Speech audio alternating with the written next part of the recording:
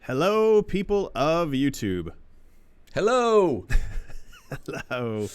We've been having a bit of a laugh here before the stream started. We've already got downvotes, dislikes on the video. Emma Watson, she's up to game. I think that's Emma Wobson. Emma Wobson. And Bumby, the two of them downvoting us. But I think it's because of the dabs. Yeah, I imagine we'll get more dislikes. I think people don't get that this is being done ironically, as in we're not... Bit of fun. It's a bit of fun. We're not the biggest fan of dabbing.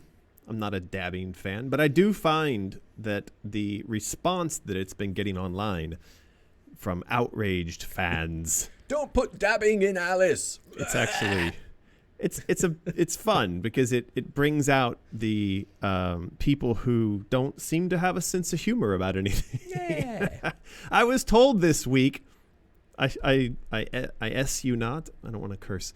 This is a Christian broadcast after all, as PewDiePie would say. I was told this week that I'm becoming too soft. Who told you that? An angry person on the internet told me I'm becoming too soft to manage my own Alice games. Oh, no. And I thought, really? And that is actually why I did the thumbnail up like I did this week. That is a picture of Alice dabbing alongside that tentacle nightmare thing that Omri did up, just to show that I think you should and you ought to have contrast. I think contrast is very important. Okay. What's the contrast here? Surely more than colorful contrast. Well, my point is, and I think this is a well-known phrase, that, you know, the brighter the light, the deeper or darker the shadow. And this is something that's actually come up in relation to the onesie outfit that we've been messing around with. And that is that people are saying, oh, how dare you put little Alice in a onesie? That's too cute. And that's too precious. And it's not Alice. And I want to say to them, well, it is. I mean, you have to remember that at the point where the fire burns down her effing family... I mean, how dark do you want us to get? As the function of a guy who's trying to get it on with her underage sister and running a child prostitution ring. I mean, we literally cannot get darker. But oh my God, don't put her in a onesie because that's too cute. Yeah, it's certainly sparked a lot of opinions. The onesie. But my point here is we're only going to feel empathy, concern, and a connection with Alice's lighter, innocent, childlike side if we can represent that in the game. And so back to the dabbing, the orange dabbing, that's our childlike side. We're not taking that terribly seriously. It's a bit of fun. And our fans seem to love it. Look at it go. This is Miss Bitten. 66. Martin thinks she's on our Discord server with a name that I'm not gonna say on YouTube. Big police girl. That's I think right. So. You think that's her, but anyway, she's actually done up herself in the Cheeto Dab bunny suit. Are the knuckle tats from Omri, or were they on the original image? Those look to be real. Okay. I mean, just judging on... If that's Photoshop, it's a really... Well, it is job. Omri. It could certainly be Photoshop. I mean, it being Omri, those might not even be her hands. Those are the hands that he's stolen from some cosplayer's photo shoot and not credited. Omri. He's sitting there right now going... I don't know whether to be angry or to laugh. Anyway. Bats and Tombstones says, that's me. There you go. Bats and Tombstones. Well, that's fantastic. It's fantastic to see you guys getting into the silliness. Yeah. Not everyone's a stick in the mud. No. So Chaussette sends along a Canadian $10, and it's even done up in this beautiful orange Cheeto color. With a dab. We do have an Alice dab in the comments here on YouTube or in the chat. If you are, you have to be like a member. You have to be a member. You're a member. Haha. Anyway, you have to be a member. And then if you are, you can punch in this Alice 3 dab thing, and that little Alice dabber will show up. Ah, boy. Ice Killer. Oh, boy, Ice Killer. Since along $5, I'm eating salmon and drinking orange juice for dinner. And there is orange dabbing Alice. Is there such a thing as too much orange for the night? Maybe, I don't know, possibly. What more could you add? Orange Man Bad? Orange Man Bad. Oh, boy. Okay, so Priscilla, hello, Priscilla. Welcome back. Sends along 2R. Is that pirate money? 2R. Make a onesie so we can buy it. It's a popular request. It is a popular request. I don't think we're going to make this orange onesie, but this is fantastic. I think this is really cool. Why not? You think we should make an orange Could onesie? be an option. Orange, you glad we didn't? We Maybe. did? I've just realized I forgot to turn the heater off. Are we scared it's going to overload the circuit breaker? Yep. And it's also being all noisy. Should I turn it off? Good idea. So there have been a lot of requests for us to actually create this onesie as a thing, a physical thing that you guys could purchase in real life and wear. So we may do that. I think we should. I think we'll have to think about that. One of the things that's been difficult, and we do offer clothing items on Mysterious, but they're made by a third-party factory, and they have a set range of sizes, and we have no control over that. And yet we often get people asking us for sizes that are outside the range of what's on offer. And that is one of the big concerns or sort of limitations when it comes to clothes making, is that you have to make and stock this range of sizes. And because we're not like a dedicated clothing company, that sort of proposition becomes a bit of a challenge. So we will have to figure out a way to present something like this. It's got to be a mix of cost effective for the consumers, and then also in the right quality, and then also in the right sizes. And you know that sort of there's this sort of phrase that, you know, you can either have it fast or cheap or good. Yes. And you can have two of those, but not three, right? Yep. Same thing here. You could have it in a wide range of sizes, or affordable, or high quality. But to have all three of those is going to be really difficult. I think so. So something for us to think about.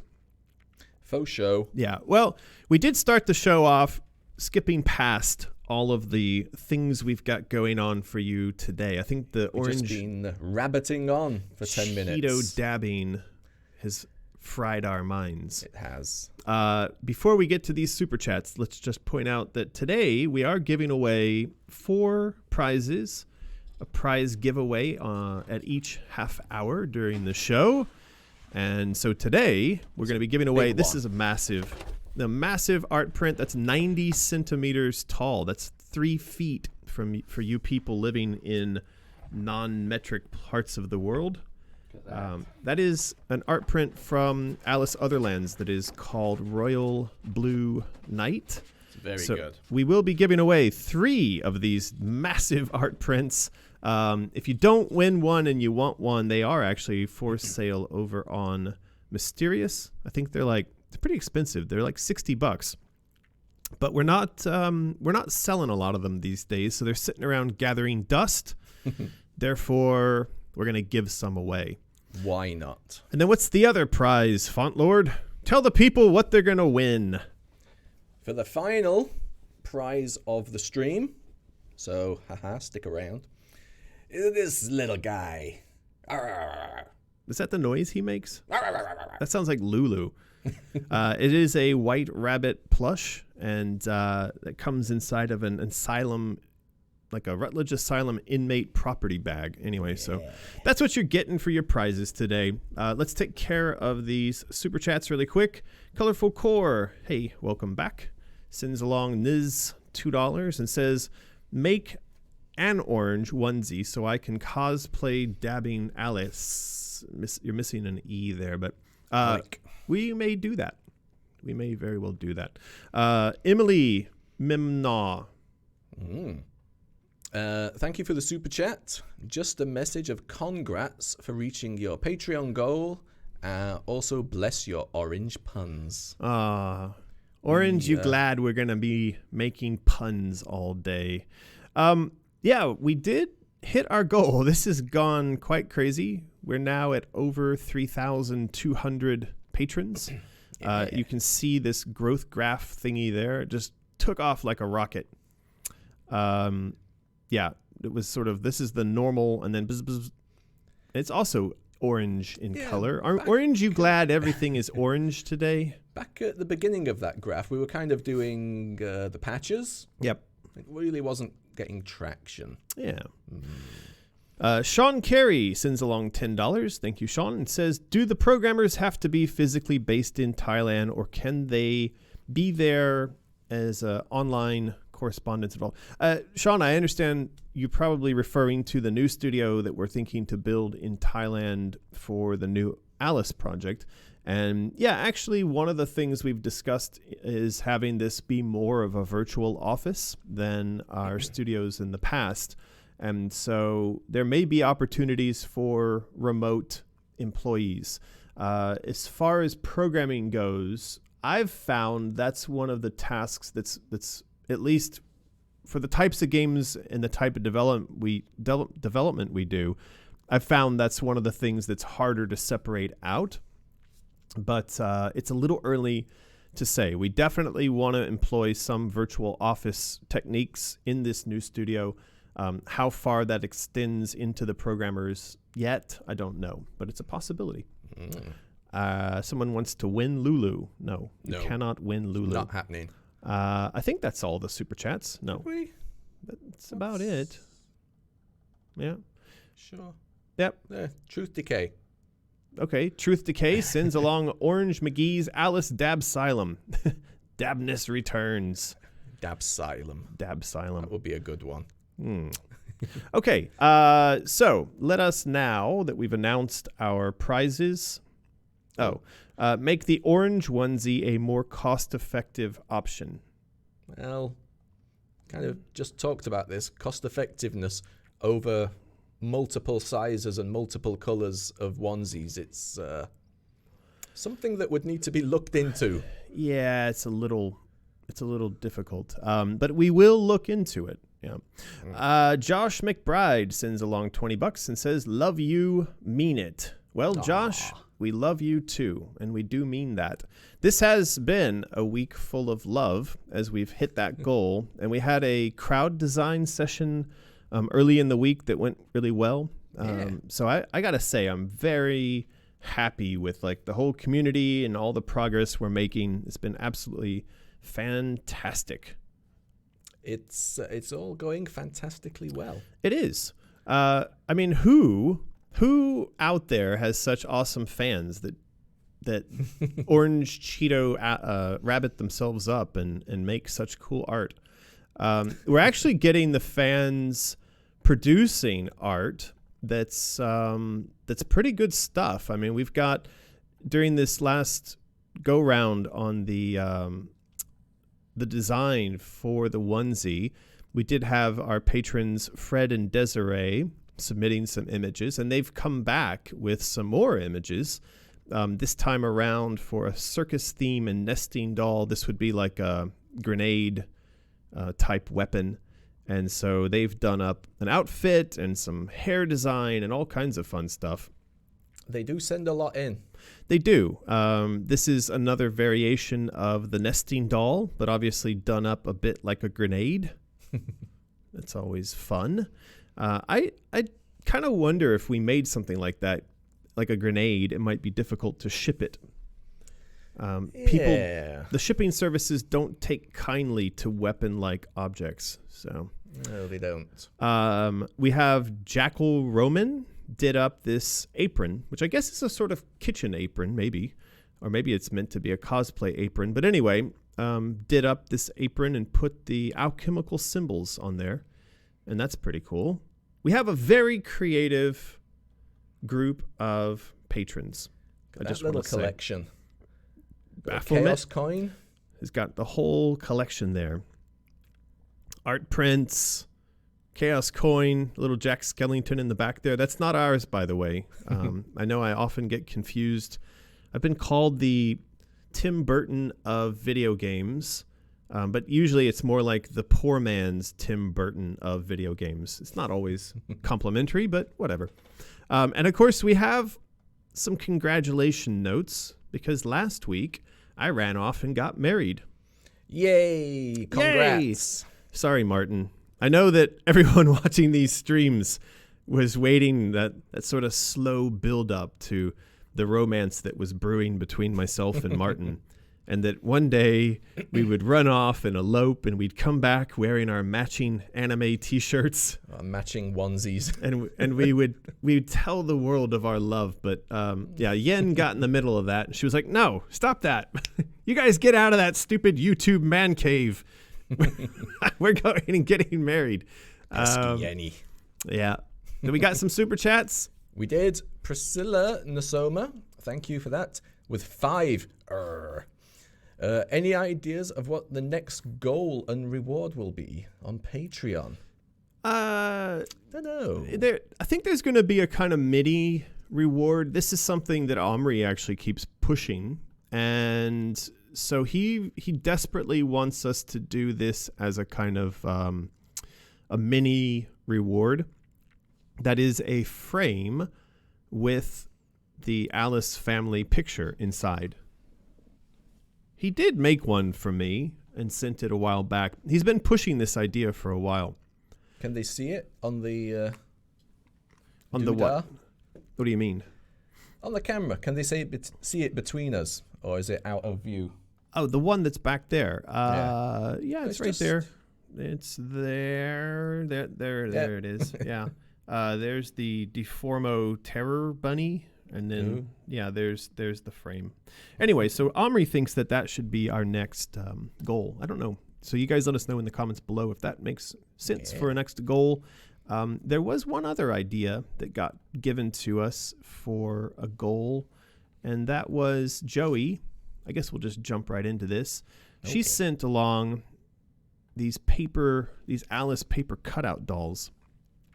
And so I could imagine that us making a set of these would be relatively cost effective and they'd be easy to ship around the world. They might get scrunched up a bit. There are some careless postmen. There are. I liked the customer yesterday who sent us a picture of a shipping tube literally broken in half and then wrote, "Is this normal?" Yes. I wrote to Martin. I wrote to Martin. I said, write back and say yes. All right. For ease of getting to the poster. AJP sends along a super chat and says, what about an open pre-order for the nicer onesies? That way you guys can place an order for the exact amount of people that pre-ordered. Yes, this has actually been something that someone else brought up. They've pointed out shops online where you can pre-order, say, tights or leggings. And once they hit a certain number of people who've pre-ordered them, then they go ahead and move forward. So we may do something like that. That would mean we'd have to set up a shop where pre-ordering and all that kind of stuff works. But we'll see. That may work. We shall investigate. We will look into that. Yeah. Let's see. We have some more super chats we got to look at here. It looks like the next one was this tequila question. So someone says, what kind of tequila did American have for his bachelor's party? Actually, did we go anywhere the night before? We did. We went to... we tried to go to the Ribs restaurant. Shinchendi. But we ended up going to Hot Pot, and we drank a bottle of white wine. It's nice Hot Pot. It was good white wine. So there you go. That was my bachelor party. Me, and Martin. I caught a subway train. Woo! Oh, yeah. Martin did ride on the subway that night. So, ZH528 Wargerble writes with a $5 super chat and says, back in AMR, what was the Carpenter's motive towards killing the fish people? That's been bothering me for a while. Well, remember that the carpenter had decided to go live under the sea in the belief that if he just buried his head in the sand, that what was happening to the rest of Wonderland would not happen to him. So he was taking the old ostrich with the head in the sand strategy of just ignore it, don't mess with it, don't get involved, and it's all going to be fine. As far as his decision to kill the fish people, that was a sort of analogy to his belief that he would be spared. Meanwhile, he himself was enacting violence on those around him who trusted him. So it was meant to be a kind of like big fish, little fish, bigger fish analogy. The train was coming. It was going to destroy everything. He thought, we'll be fine. Meanwhile, the fish are living amongst him thinking they'll be fine. And it turns out that no one was fine. So that was what that was supposed to mean. There you go. There you go. Lucas Severin, thank you for the super chat. Today I learned, don't use the chaos symbol as a knuckle duster. You'll only hurt your hand. Doesn't matter how well you wrap the chain around it. So you had the chaos necklace as a knuckle duster. That sounds... Yeah. Don't use the chaos necklace for violence. Why? No matter how you hold it, you're going to have points pointed at your palm. Yeah, why would you do that? Who did you punch? No, I don't want to. Oh, okay. Anyway. So this was back to art review. This was Joey's suggestion for these paper cutout dolls. Now, just before we went live, I was showing to Martin, Joey had done up. So you imagine these are the sort of the doll. There's a frame underneath which is her head and her body, and then you put these dresses on top. Yeah. Yes. And there's a variety of things you can put on top, like this nightgown, so forth. Now I already have sort of, and I pointed out to Martin earlier, I already have one sort of main issue with what we're seeing here, and that is that she's done them up in a kind of a provocative pose. This sort of jutted hip and this I don't know. It feels to me like for a 13-year-old, maybe not the best pose. Is it a bit kawaii? Yeah, but then I could almost let that go until one of these images, and I'm not going to show it, but one of the images she sent was the body underneath the clothes, and it was naked. She had done those little blackout lines across the naughty bits, but even then, it still was all kinds of wrong. And so too much to show. I wrote back to her and I said, "Hey, Joey, please do keep in mind that this is a 13-year-old girl. We're not supposed to be showing her in any state of undress." So I still don't have a response from her yet. But I mean, my preference would be that underneath the cutout clothes, there's something like this, like a full body night slip type of thing, So I wasn't really sure what she was thinking there. But anyway, we're not going to show that on the live stream today because I don't want to get the video taken down. Yes, let's not. Let's not do that. But other than that, the paper doll idea and her quality of pictures, that's as amazing Fantastic. As you would expect from Joey. Yeah. So Composer Video Diary sends along Canadian $5. Thank you for that. And says, so sorry if this has already been asked. Is there a way to confirm if you are entered for the rabbit after pledging $45? Really excited. You want to take this one, Martin? Just in your account, if it says 45 at the very top left under the section, what's it called? Choose what you pay. You go to your memberships, and then there's a section where you say what you want to pay. If that says 45, then it's fine.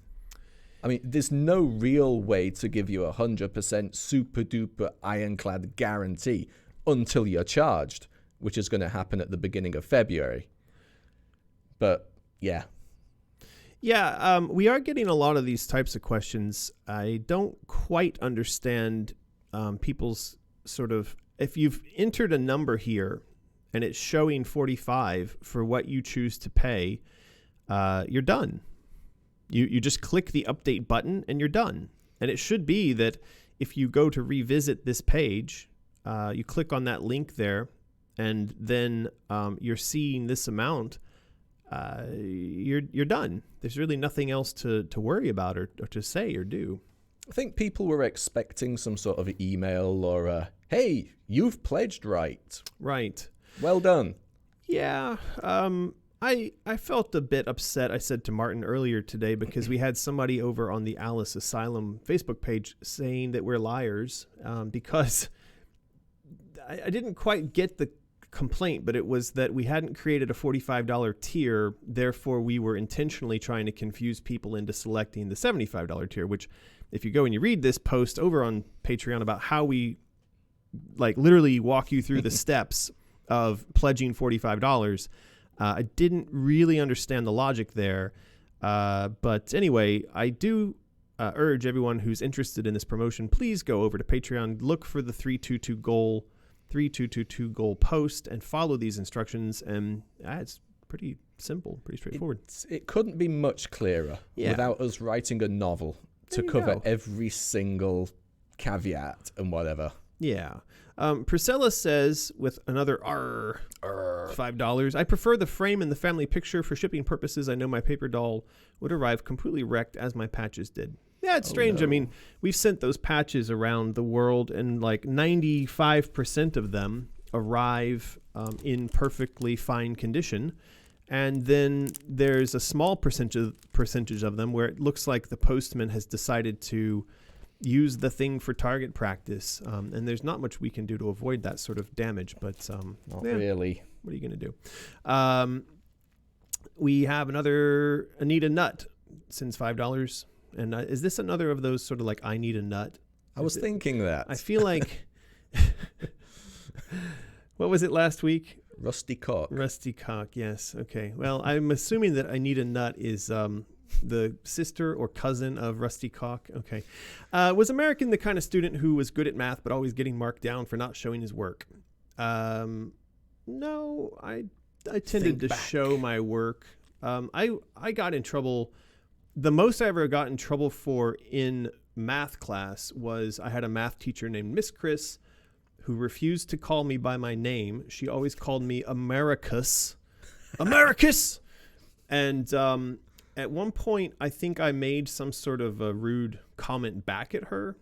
And I got in a lot of... Yeah, I talked back. And I got in trouble. So, yeah, Americus. What are you going to do? Americus. So bizarre. Another super chat. Lucas. It was just a punching bag, Martin. Okay, well. What? I don't know why you would use your chaos necklace to... Oh, right. Yeah, he's using his chaos necklace as a device for causing harm, and I'm not sure why you'd do that. But anyway, we are basically at contest time. So before I jump into the next section, let's do the contest really quickly. We have just kind of rambled hither and thither for half an hour, haven't we? That's why the people tune in. We are giving away a giant Alice Otherlands Royal Blue Knight art print. And I mean, when I say giant, this thing is giant. This is 3 feet tall. It needs to go in a special size tube. It is being sent in a special size mailer. So please do spam up the comments. And why don't you give us your impression of what not to use your chaos necklace for? I don't I'm trying to think of something here. What's the worst thing you could use the chaos necklace for? Okay. Let's hear that in the spam it up. Spam it up. Jib it up. And then we will send these to 3 lucky people around the world. It's going to be a massive tube. It'll be interesting to see how it shows up or in what condition it shows up. We just had a super chat scroll past from Emily Mimnor. Yeah. I believe that was it. Saying that tiers are only a minimum. You can pledge any amount. Yes. Which you can. This is true. You could still be in the $1 tier. You can. And set it to $45. This is right. So we explained this in the post. Well. People don't read. People don't read our posts. You could use it to scratch your feet. You could use it to cut back your cuticles. Ooh, use it as a condom. Oh, Yeah, don't use it as eyeliner. Snow chains, eating utensil, Tickling people. Open a beer. Door jam. A door Probably jam. would work as a door jam. Would work as a throwing star. Somebody wants to use it as a butt plug. Butt plug. I knew we'd go there. I knew that we would end up in that zone somehow. In the butt plug zone. Ah, boy. So yeah, now that you guys have spammed up the chat sufficiently, we are going to ask Nightbot to choose Jot this down. a winner. There we go. Waste Cat is the winner of the Super Chat contest, or sorry, not Super Chat contest, just the chat contest. And you have just won your very own Royal Blue Knight giant art print. So here's what you need to do. Send an email to mysterious@americanmcgee.com. And in that email, include your name, your phone number, your mailing address, and you need to say that you won this giant poster that way.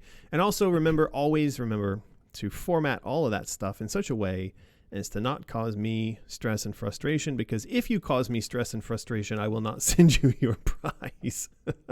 Also, you have been warned. Also, if you don't go to pick up your prize, as we found out someone did recently, I'm not sending it a second time. So make sure you're there to collect your prize when it's delivered. Please do. Yeah, so anyway, Waste Cat, send the email, mysterious@americanmedia.com. Send all that information along, and we will get you your prize mailed out to you. All right. Do you want to see what it looks like to go and get married in China?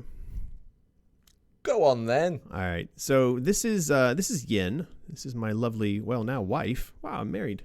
It's the first time I've ever been married. And we went down to the province of her hometown. That is in Shaoxing, Zhejiang, China. And you have to go to your partner's home province in order to get married. So this is aboard these super fast trains. China, did you know that China now has the world's largest, most modern high-speed train network in the world? I think I did. You did. Because we saw that YouTube video. Yeah, there's Windover Productions, I think, did a really good video series that you guys might look up that talks about why and how China has this incredible train network. And so this was only an hour and a half, and I think this train got up to a speed of like 350 kilometers per hour as we were zipping along. And so it's like the maglev. Is it a maglev? No. The maglev does 420. Okay. So this is doing 350, I think, as a top speed. They could go faster, but they've got some sort of limitations on them these days. So anyway, we took the train, and then we took a taxi, and then the taxi took us to this this town that's called Shaoxing, and very nice little, sort of modern, small Chinese town. And we had to do this because we'd been together for a long time, living in sin, and there's certain requirements having to do with things we're going to do in life these coming months that say we need to be married. So this is the place where we went to get our marriage. I had to do a certificate of marriageability, which essentially says that as a foreigner in China, I'm not also married in some other country. Okay. It's basically a document that says I am single. And so we went to that place you just saw in order to get the translation done. And then after getting the translation done, we had to go to this marriage department. So there's actually this building that the whole purpose of it is, this office is that you go there and they stamp and give you your piece of paper that says you're married. So so this is it. That's the marriage department in Shaoxing, China. And this wasn't like we went and had a big marriage ceremony. This is just the sort of government document stuff that you have to do. So this is the room, though, if you wanted to do sort of more of a sort of official ceremony, then you would go there and do that. And this actually is just saying the location. This is a Shaoxing district. And then it's saying this is the marriage department. So this is sort of like if you wanted to do the Chinese official actual marriage ceremony with your family and whatnot, you could go to that room and do that. Now, they did require, I thought was quite funny, you have to take a picture of the couple being married on a red background. So that's what this room was. There's the red background. So we were supposed to sit there, and they've got a little place where you can make yourself up. They provided the codes for This you? lady was really grumpy, by the way. I kept trying to joke with her, and she wasn't having any of it. And I was like, am I handsome enough? And she just would not laugh at all. And I even tried to get her to take a picture with my camera, and she was refusing to do it. But yeah, you have to do the picture on the communist red background, and then she's sitting here editing the picture afterwards. She probably didn't understand you. Because we determined last week you can't speak Chinese. Yeah, I guess that could have been the problem. I don't know. Everybody else seems to understand me just fine. But she couldn't understand me. Anyway, once you've got your picture and you've got all your papers and stuff, then you go into this room here. And there's a guy who his job is basically just to check all of the stuff. So look there, it says foreign marriage registration. So this guy... you give him all your passport and your pictures and your papers, and then he sits there and checks everything, double checks everything, makes copies, and then he does some stamps and some seals. And he asked me some questions like, how long you been in China and what are you doing here? And then we both get these little marriage books. I thought this was a little weird. I would think if you get married, wouldn't you just get one book? Maybe. But they gave us each a book. And so then that gets done. He signs them. He stamps them. And then you're done. You're married. All right. So, yeah. Then we were just waiting for the train to go home. And we went home. Pretty much it. Wow. That was a day out. Took a couple hours. That was a day of traveling. Aboard. And now you have a ball and chain. I do. Yeah. In addition to you, Martin, I have a ball and chain. So we did have some super chats go by here. BB Shorty says, congratulations. Thank you, BB. That's very sweet of you. And sent $3. All right. And then someone says, congrats. May your marriage be fulfilled and lifelong happiness. That was Lucas Severin. Thank you, Lucas, for the congratulations and the $5. Yeah. Somebody says, this process seems very clinical. It did. Look at it. I mean, I was kind of wondering about that. And the guy actually asked me, he said, how does this process compare to what you would do in the United States? And this, my Chinese did fail me. I tried to say, well, in the United States, we could be married by Elvis. And do you know the Chinese for Elvis? Go look this up. Google Translate. I guarantee I'm not making this up. The Chinese for Elvis is Cat King, Mao Wang. I was going to say, I bet it's got King in the title. Yes. So he's Cat King. And so Mao Wang. And I said to the guy, well, in the States, we could get married by Elvis. And he just scratched his head. He's like, what?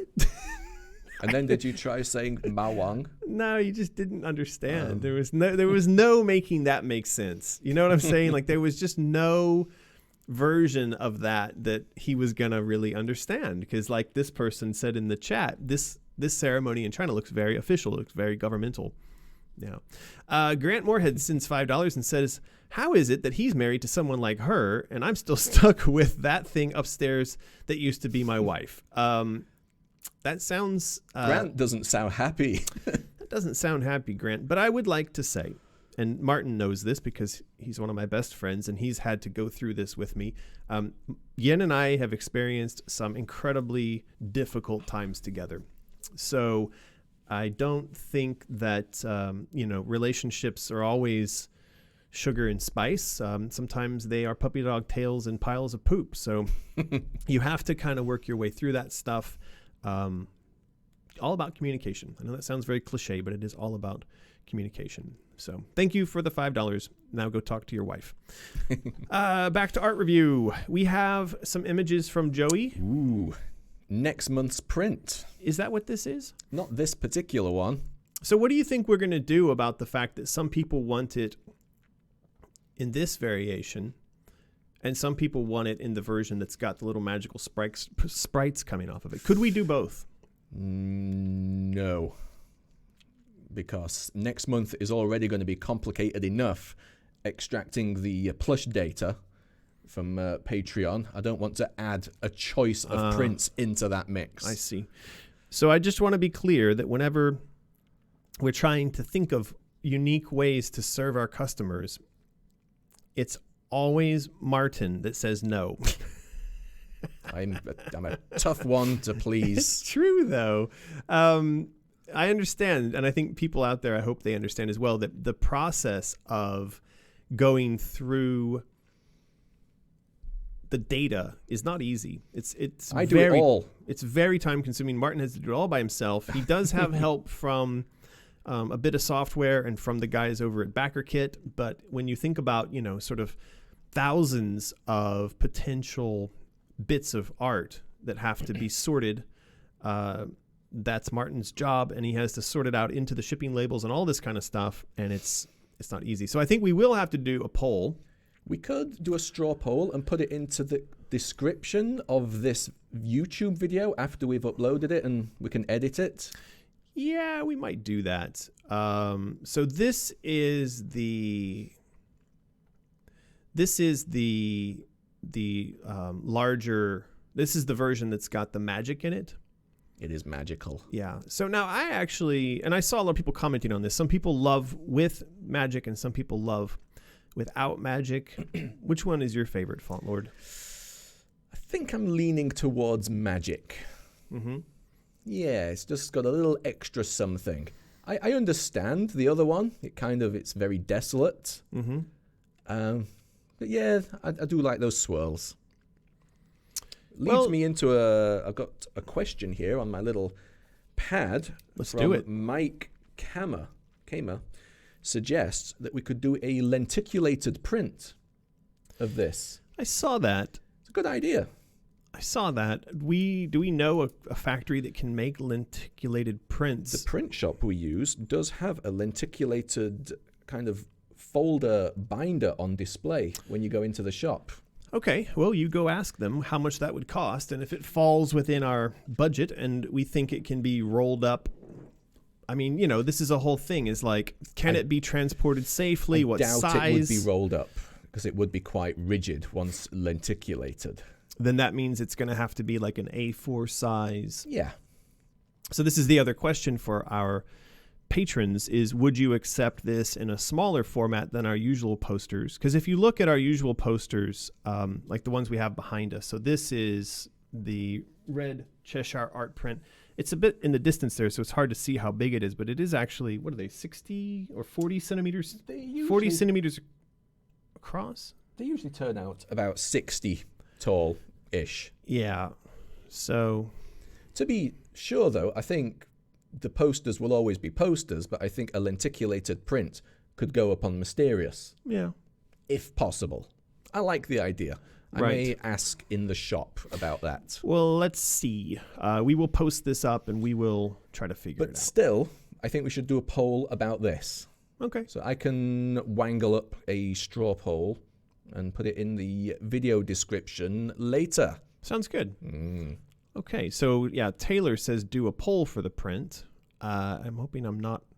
Okay, we're back to Grant, and I think he's also got a jokey name. We're going to find out in a moment here. But anyway, so Taylor says, thank you for the super chat, Taylor. Very much appreciated. Says do a poll for the print, so let's do that. Let's. All right. There was another one here. So there's a lot of magic, no magic, magic, no magic, no magic, magic. I feel that magic is winning, but it's close. Well, that's the problem. If it comes out that it's like 52-48, I mean, look at what 52-48 has done to the United States. Look at what 51-49 has done to you guys in the UK. I mean, people don't like it when it's like half of us want a thing and half of us don't. I guess. So let's be really careful. I think unless it's a sort of landslide, then you're going to end up with... It's going to have to be one of them. Yeah. It can't be a choice. Now, I'm going to let you read that one because I feel like we're being tricked. I don't think there's a trick here. Can you say my name a little slower? Grant Moorhead. Okay, Grant. I don't think there's a trick name there. I feel like we're being led down the jokey, punny path. Grant Moorhead. Taylor Goen sends $5 and says, I really like a lenticular print of Alice surrounded by orderlies and Wonderland counterparts. Yeah, well, we do That's actually. Another option.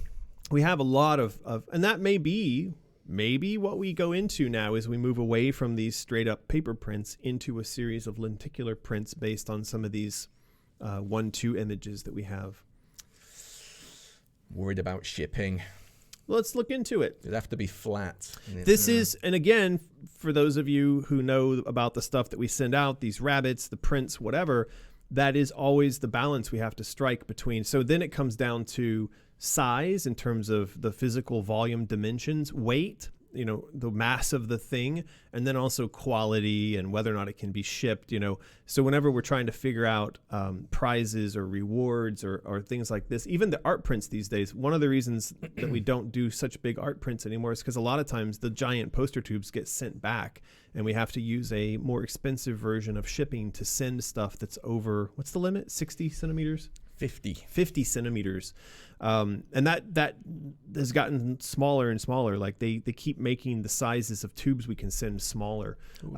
So I think, we will look into the lenticular thing. We'll see if that makes sense from a size, weight, and also the shipping damage, the possibility of shipping damage. That was one of the reasons why when we ended up doing the rabbits, there was a version early on of the rabbits that these rabbits came in a cardboard box. And based on our experience with shipping stuff and having stuff damaged, we decided, you know what, F that. We're going to send everything out in these bags. And so the thing is, the bags obviously can't be damaged because they're just bags.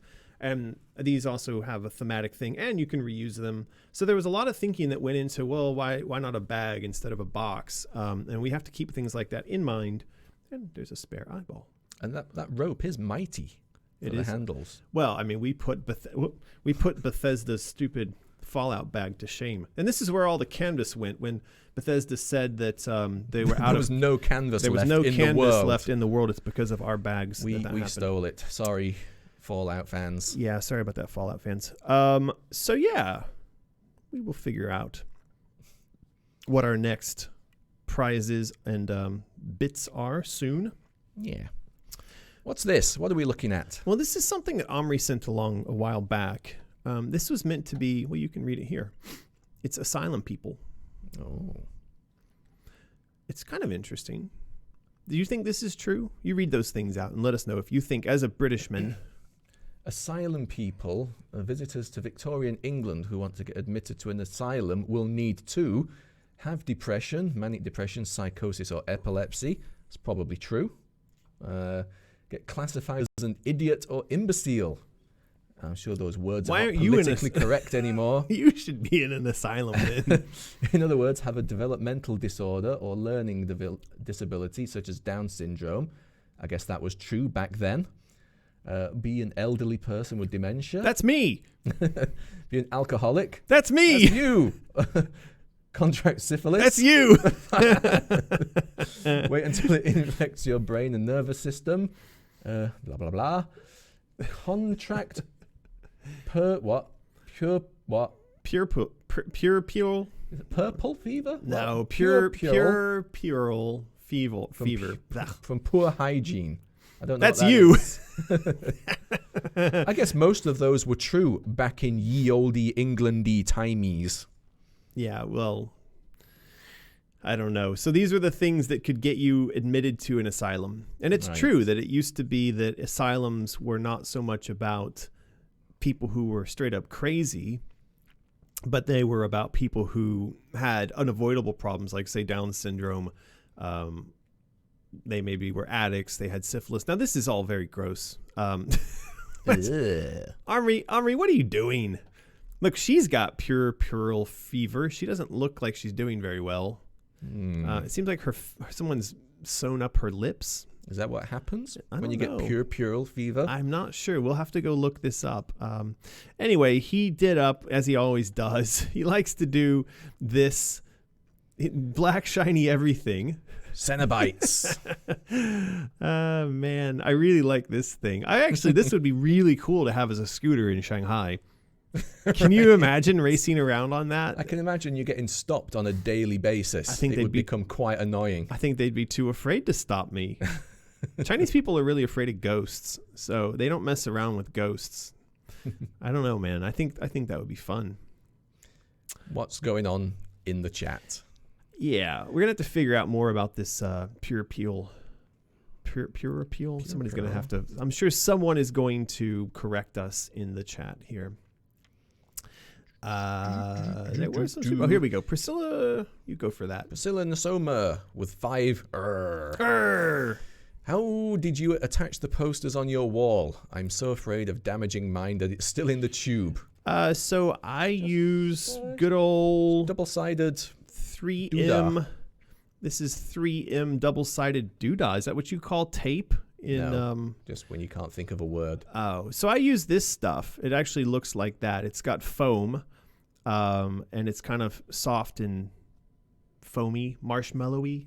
Right. And yeah, it's just a double-sided tape.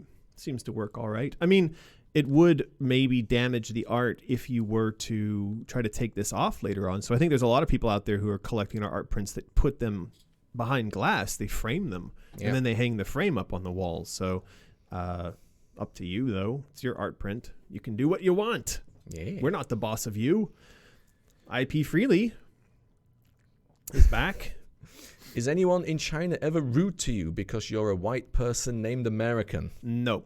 You got shouted at by a taxi driver last week. Yeah, but that was because I was being snarky. Because he wouldn't pick us up. Yeah, well, that was a whole different story. But because of my name, I've never been given trouble. Actually, I find that to be really interesting. Like when I was in Hong Kong, and this would happen quite often, other Westerners give me a hard time because of my name. So I remember being like in a bar in Hong Kong, and there were some British girls who overheard me talking to a friend, and then one of them came over and said, "I say, is your friend calling you American?" And I said, "Yeah, it's my name." She goes, "Well, that's just quite stupid, isn't it?" And I sounds a lot like a Canadian from South Park. Floppy head. Anyway, so Westerners generally tend to give me trouble about my name, and Chinese people not at all. And I've explained this before, and the reason is that Chinese people give themselves very unusual names. I can make the claim, honestly, that I have employed Led Zeppelin because we had an employee who decided his name was Led Zeppelin, and he meant it seriously. Like, he wanted to be called Led Zeppelin. We had an employee called Real Alien. We had a girl whose name was Bosom. We had Speed Shit. So American on the scale of weird things you could call yourself doesn't even register in China. Yeah. That's not to say I haven't had Chinese people being rude. I think that especially, like, don't you think if your standard sort of person from the U.S., I don't want to use this word snowflake, but I'm going to say it. I don't really like that word too much on these live streams. But if your standard sort of American snowflake individual came over to China, they would be triggered. How many times a day? They would die a death every 5 minutes. But that's not to say that people over here are rude. They're not intentionally rude. But it just... Or I don't even think intentional. I can't remember the last time that I ever felt offended by anyone's actions. So I just want to point this out, and I know we got to do the contest, but I just want to point this out, and I don't want to get in trouble. I don't want YouTube to flag me for this, but Martin will back me up. He says my Chinese is shit, but how do you say this and that in Chinese? I'm not saying it. So to say the words this, if you were to hold something up, you would say jigga. Oh, yeah. This is jigga, and that jigga is spelled ZH. And so that would be how you'd say this, jigga dou xiao qian. This is how much. But do you know how you say that? Nega. So if I wanted to point at something in the distance and say nega shi dou xiao qian, so that meaning that thing over there is how much, you say N-I-G-G-A, nega jigga. So nega jigga is this and that. Well, it's true. I'm not making it up. We're not making this up. And I was in a hotel in Shanghai or somewhere, and there was a guy, and he's screaming into his phone, a Chinese guy screaming into his phone, jigga nigga, nigga nigga, jigga jigga jigga nigga. And standing not 5 feet away from him are these two black guys that look like they just got off a plane from the US, and they were getting livid. They were so mad. And I had to go over them and go, hey guys, it's okay. That's just how we say this and that here. And they're like, oh, okay. All right, are you sure, man? I was like, yeah, don't worry. I was confused first time I heard it. I was like, what are they saying? What's happening here? Yeah. Anyway, let's do the contest. Then we will come back to these super chats. I guess what's going to be first? It's 5 minutes to go. Okay. So here we go. First up, Sean Carey is sending another $5 super chat saying, thank you, Sean, for the super chat, saying, is it true that when American met his wife at a party, she kept asking to see his ID to prove his real name was American? That is not true about my wife, but it is true that has happened many, many, many times. And Martin knows this. I've had many drinks bought from me. It's how you bet drinks in a bar. It's how I like to bet drinks in a bar, because when I introduce myself as American, a lot of times Westerners, especially Westerners, Chinese people would never fall for this. Westerners go, your name's not American. And I go, yeah, it is. And they go, it is not. That's the dumbest thing I've ever heard. And I go, I'll bet you a drink. That's my name. And you've seen me win that bet. I have. I've won that bet many a time. That is not how I met my wife, though. In fact, 10 plus years ago, she reached out to me on Skype randomly and was like, hey, and I am assuming it's because my name starts with an A. Right. and I'm called American. And she was like, yeah, that's what I need to find myself is an American. So we started. How romantic. We started chatting. You read that one. Restless 8 Goddess. Super chat's a rather odd number. But, whatever. Thank you for that. Carol wrote a great deal of poetry, especially for the Alice books. Will there be more poetry and riddles in Asylum? Would you consider submissions? Yeah, well, I think that we have talked about now, in association with the physical goods that we're giving away, having some sort of link. Like the Chaos Coin already does this, right? I don't have a Chaos Coin here, but on the Chaos Coin, you can put a message, and we have set that up. If you buy the Chaos Coin, you add a name and you add a short message to it. What's the format for that, Martin? How many characters? Yeah. Do you remember? I think it was 250 for the message. I can't remember, but it says it somewhere. It says it somewhere, but I want to also do that perhaps with the rabbit. We were saying that on the rabbits, we could have some sort of a backstory for insane children to write their little backstory. And then we are also talking about, I have a friend and former business partner who's all into like cryptocurrency, blockchain type of stuff. And we've been talking about the possibility of having like each of you who's bought any of these things, storing that in a token that identifies you and marks your ownership of that thing for eternity. It's not that it would cost you money. It's just a way of having a location where all your information is stored forevermore. It's like a vault. And then in that, you would have, like, say, if you had the Chaos Coin, you'd have your Chaos Coin information, you'd have your White Rabbit plush information and your unlock code for your in-game dress, and maybe you'd have your story as an insane child, and then you'd have your poetry if you ended up writing some poetry. So I'd like to link that to those types of things. I'd love to know what all of you think about that. If you like that, smash like. Smash like. What else have we got? Alice on Elm Street super chats. Thank you. Just had a thought. What about an orange bunny hat and matching gloves instead of a full onesie? The hat and gloves. Yeah, we do a rabbit hat. Yeah, we do have a rabbit hat, so an orange bunny hat could work. We could ask with the factories to do something like that. Could be fun. Yeah. All right. We are scrolling down here. We had another. I thought we had another. Scroll back up. It jumped. There we go. Grant. I'm kind of worried he's recording our voice for some reason. He's like, oh yeah, this would be like that thing. Like, I need to know, what's your mother's maiden name? And where did you go to high school? And all that kind of stuff. What's going on with all the bunnies in the chat here? I think people are just spamming because they think a contest's happening soon. Oh, I see. Well, it is. All right. So why don't you all spam the chat with, don't you just all say Grant Moorhead, because he seems to be really into that. So so go bonkers with that. Yes, everyone spam Grant's name in the chat. Yeah, just go crazy with Grant, since he seems to be really on about his name. He's paying a lot of money to have his name spammed. Am I missing something there? I mean, I understand that Google it. Maybe it's like some really terrible person. I understand that head could be a euphemism for fellatio, right? Yeah. I don't understand really... Double O? Right. It's got to be a meme of some sort, right? A World of Golf ranking? I don't feel like that's... Is it just I just want more head? I mean, is that... I don't understand. It's just a golfer. Oh, well. If that's how you get your rocks off over there, Grant, we will grant you more head. We will grant you the reading of your name as long as you want to super chat us. We love you, buddy. There's nothing wrong with a little more head. So, what are we giving away, Martin?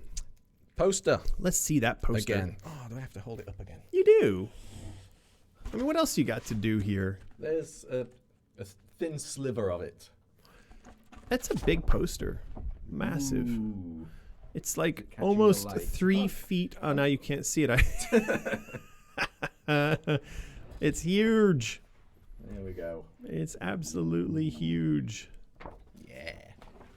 Well, Grant, I do feel that I hope, anyway, that you have achieved whatever kind of nirvana it was you were after, because your name is plastered all over the chat there, buddy. You got your wish granted. That's a lot more head than most people ever get in their lives. So there you go. There you go. All right, we're going to roll it. Roll it. 2, 1. Jackal X137. Some new people this week. That's what she said, says Jackal. Har har. So, Jackal, congratulations.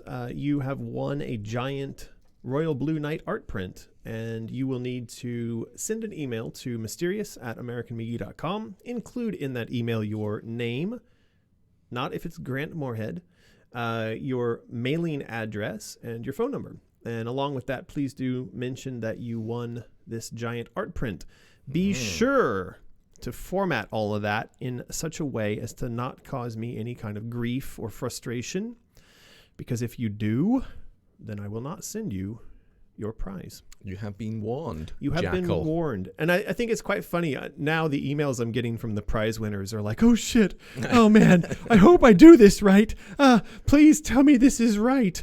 But what is the way that we like to get those? What's the format? It's like, don't put it all in one line straight across. It's like name, first line of the address, and then like the area, city, postcode, country, different lines. There you go. Ooh, are we doing freaky fandoms? We're going to do freaky fandoms. So, welcome everybody to the American and Martin weekly live stream, which is sponsored by freaky fandoms. What are you doing? Are you trying to sound professional? I am. I'm trying to give Andrew and Deborah their money's worth here. Okay. So, please do go and give some love to our sponsors. Deborah and Andrew run a podcast called Freaky Fandoms. They're up to episode 96. Wow. This week, it is. They are covering a location in Los Angeles. It happens to be one of their favorite art galleries, and I believe it's located in Malibu, California. And it is, how do you say that? Copra Gallery? Copro. I would go for Copro, but Copra. Or maybe Copro. Copra Gallery. But they are an art print. I'm sorry. They are an art studio. They are a gallery, and so this is a photo of a patron of the gallery enjoying some art in the gallery. I think this art display, this artist came to Shanghai actually. I feel like I went and saw this guy. I can't remember his name, but I went and saw this particular show at a shopping mall, as you do, right, in Shanghai, and it was quite fantastic. Anyway, Deborah and Andrew over at Freaky Fandoms let us know that this is their favorite art gallery, and the reason is that it does highlight and display lots of sort of alternative and freaky and dark artwork. And so it's one of their favorite places, and this week they visit that place and they talk about it, and you can go and give them a listen. Please do. Please do. Links to Freaky Fandoms are in the description below. They are on Patreon as well, so if you feel like supporting them, remember, they support us. So if you support them, then you're also supporting us. So spread that love. It's the circle of life. It'll come back to us. It is the circle of life. All right. that brings us to the end of our... Have we done art review? No, I just mean that brings us to the end of our talking about our largest and most wonderful advertisers / supporters. All right. What have we got here? This is from Alex. It's a mimic, a chocolate box mimic. I think this is pretty cool. What are some other games? Do you recall games where you had mimic? I remember Diablo had chests that you thought maybe were going to contain goodies, but instead enemies would pop out. Chests are popular to be mimics, aren't you? Yeah. Aren't they? You get them in RPGs quite a lot. Yep.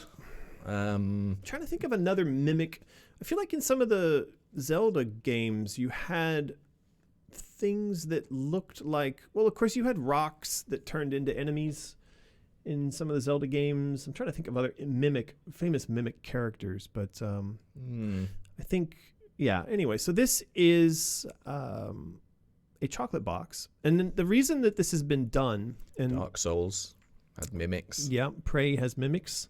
One of the reasons that this got done, and this was, I think, Omri actually that pointed this out. He sent an email to me at one point and he said, why are we doing candy boxes as power-ups for Alice when in one of the, I think it was in Madness Returns or in the first game, Alice actually is quoted as saying, I don't really like sweets. And so now we have to kind of come up with a way to justify the inclusion of sweets as a power-up. And the idea that Alex has here, which I think is a brilliant idea, is to have the chocolate boxes be power-ups half the time, and the other half of the time to have them snap open and bite Alice. And so that by the end of the first game, she's just kind of put off on chocolates. And that's why she doesn't really like sweets. Exactly. Okay. And I like this. I like the idea of providing backstory to one of the quotes that we find in a later game. Because that way, if you played this game and then you went and played that game, you'd be like, that's funny. Now I know why she doesn't like sweets. What do you think about that? I like it. Gives a reason for the quote. What do you guys think about that in the chat there? Is it okay for us to be writing this sort of story in Asylum that then justifies or explains something that happens in one of the later games? I don't have a problem with it, but I do know that there are people out there who feel that this is a kind of form of revisionist history, or it can come off as being kind of ham-fisted or like fan service, and I don't want to tread into that territory, but obviously we're sitting here thinking that it's kind of fun, so why would somebody object to that? Why indeed? I don't know. Vania Elizabeth sends along clip 500. Okay. All right. Thank you for that. I'm guessing whatever that is. Yeah, I'm guessing that translates to an amount less than what's required to actually type something into the chat there. I think there was another chat. No, I think there was. I don't believe it. Yeah. Mm-hmm. Anita Nuts. Oh, yeah. Is back. Do you now, Martin? Do you need a nut? No. Yeah. I'm good, thanks. Okay. What is the one food you miss that China doesn't offer? You can get pretty much anything here. Yeah. You like your cheese, don't you?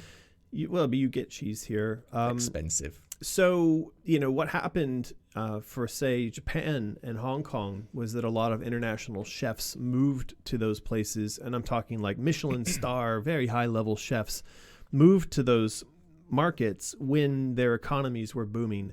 And so you would find that, for a long time, Hong Kong was considered like top-level foodie city in the world. Then as China has gone up in its ranks, it's now... Not only is it one of the most expensive cities in the world now, here in Shanghai, but it also features now a huge number of Michelin star chefs and these really high-end, very yummy Western restaurants and, of course, amazing Chinese food. I cannot think of a thing that you could imagine that you'd want to eat that you aren't going to find here. I can think of one thing. It's not really a food. I think I mentioned this to you. If you order a Domino's pizza here, they don't do the dips. Right. That garlic and herb dip that you get back in the West. Love that dip. You ought to write to them and let them know. I think that one of the things that I always missed here was Taco Bell. Being an No American, longer. and now they have it, and it's brilliant. And not only is it Taco Bell, and it's got all the usual Taco Bell stuff, but it's got alcohol. You can go in there and get an actual alcoholic margarita in a Taco Bell, and that's fantastic. So we did that a couple of times, didn't we? Those It's are like, yummy. It's like a green or a blue margarita. They're just very turns up at your front door. neon colored. Yeah, that's the other thing that's really great about China is you can order alcoholic drinks to be delivered to your house, and there's no questions. There's no, So I think that was kind of fun. Yeah, we don't really miss anything here, though. Yeah, you get a lot of stuff. Yeah, exactly. Ice Killer is back. Thank you for the super chat. The other mimic-like enemies in the Zelda games you're thinking about are the Armos statues. They come alive and attack you. Ah, right. There you go. Is that what you were thinking of? Thank you, Ice Killer. Yeah, I mean, I know there are sort of stone statues and things like that in those games that come to life. So, Okay. there you go. Right. So I think we're caught up. we are caught up on super chats. Yes, I hope so. If not, let us know. So this is the final, I think, revision of what we're calling the plush dress.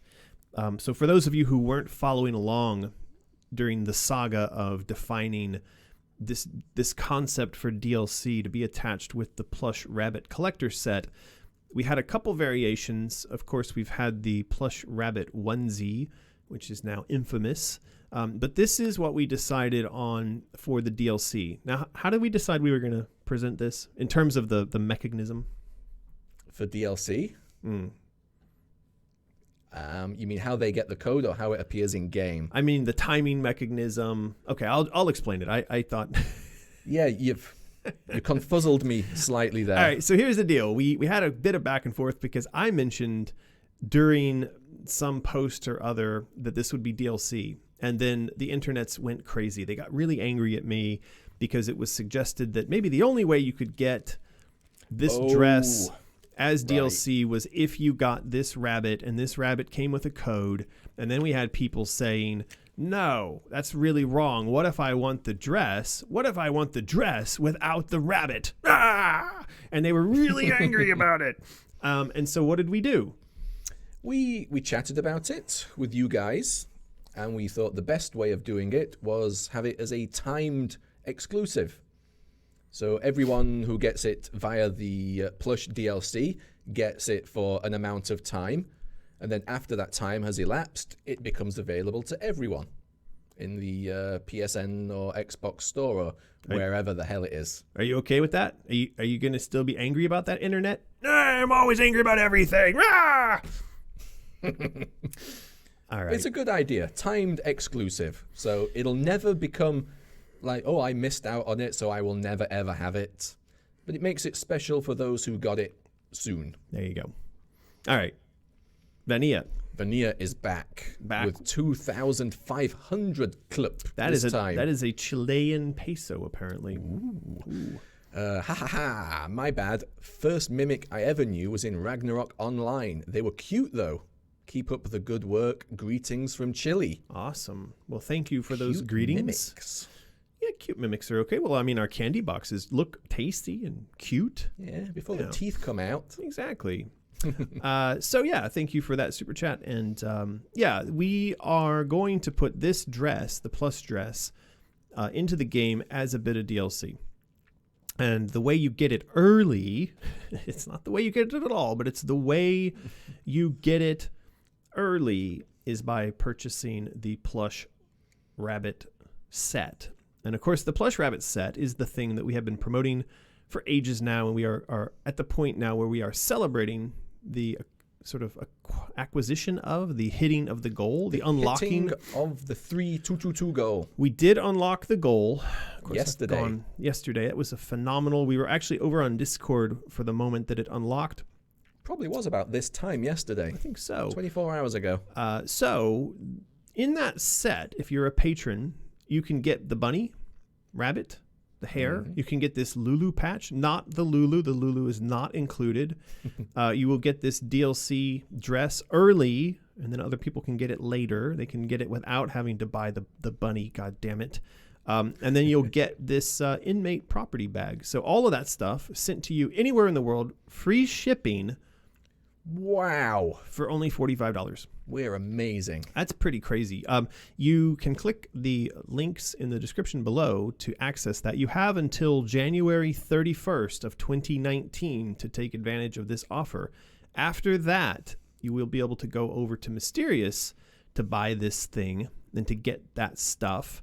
But you will not get the Lulu patch, and you will not get it for the low price of $45. It'll be the rabbit and the dress and the bag, but the price will be a little bit higher, and there will be no Lulu patch included. Yep. There you go. So yes, the goal is hit. We'll just reiterate what we say in the post. Just because we hit the 3222 goal, it doesn't mean that that is all we will give. No. You know, it's not 3222 patrons and everyone after that can't get it. That's not true.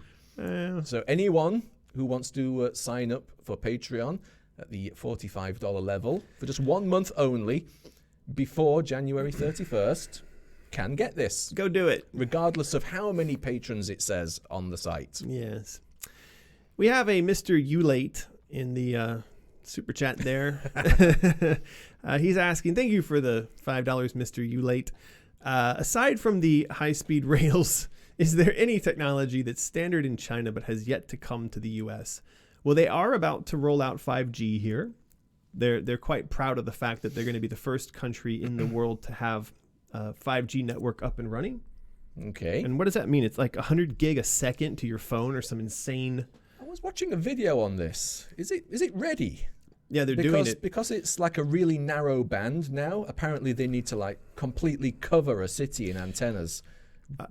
Because it's really difficult for the wavelength to get through walls.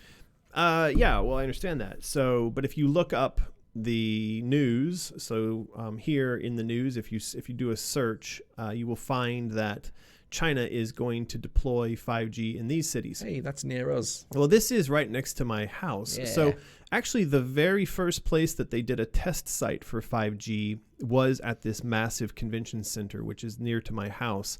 Then they're going to roll out lots of test networks in different districts. So Jiading district is not far from where we are right now. And so, yeah, they will have 5G in China faster than the rest of the world. So there you go, Mr. Ulate. There is an example. Martin, do you have any examples of technologies that we have in China?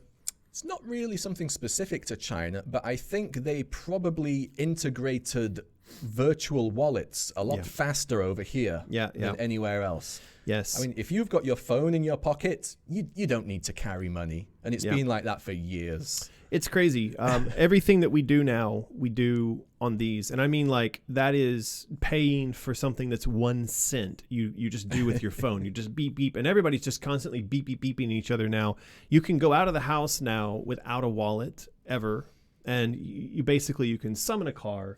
You can order food. You can get a massage. You can get a plumber to come and fix something wrong in your house. You can buy your train tickets, plane tickets. You can pay your rent. Oh, yeah. You pay your rent. You pay your electricity, pay your internet. Everything is done on WeChat, and it's just everywhere. Absolutely everywhere.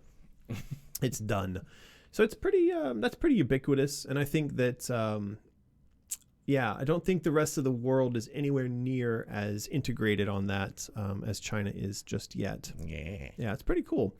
So yeah, that was the dress, the plush rabbit dress. Now we had one more thing to take a look at here.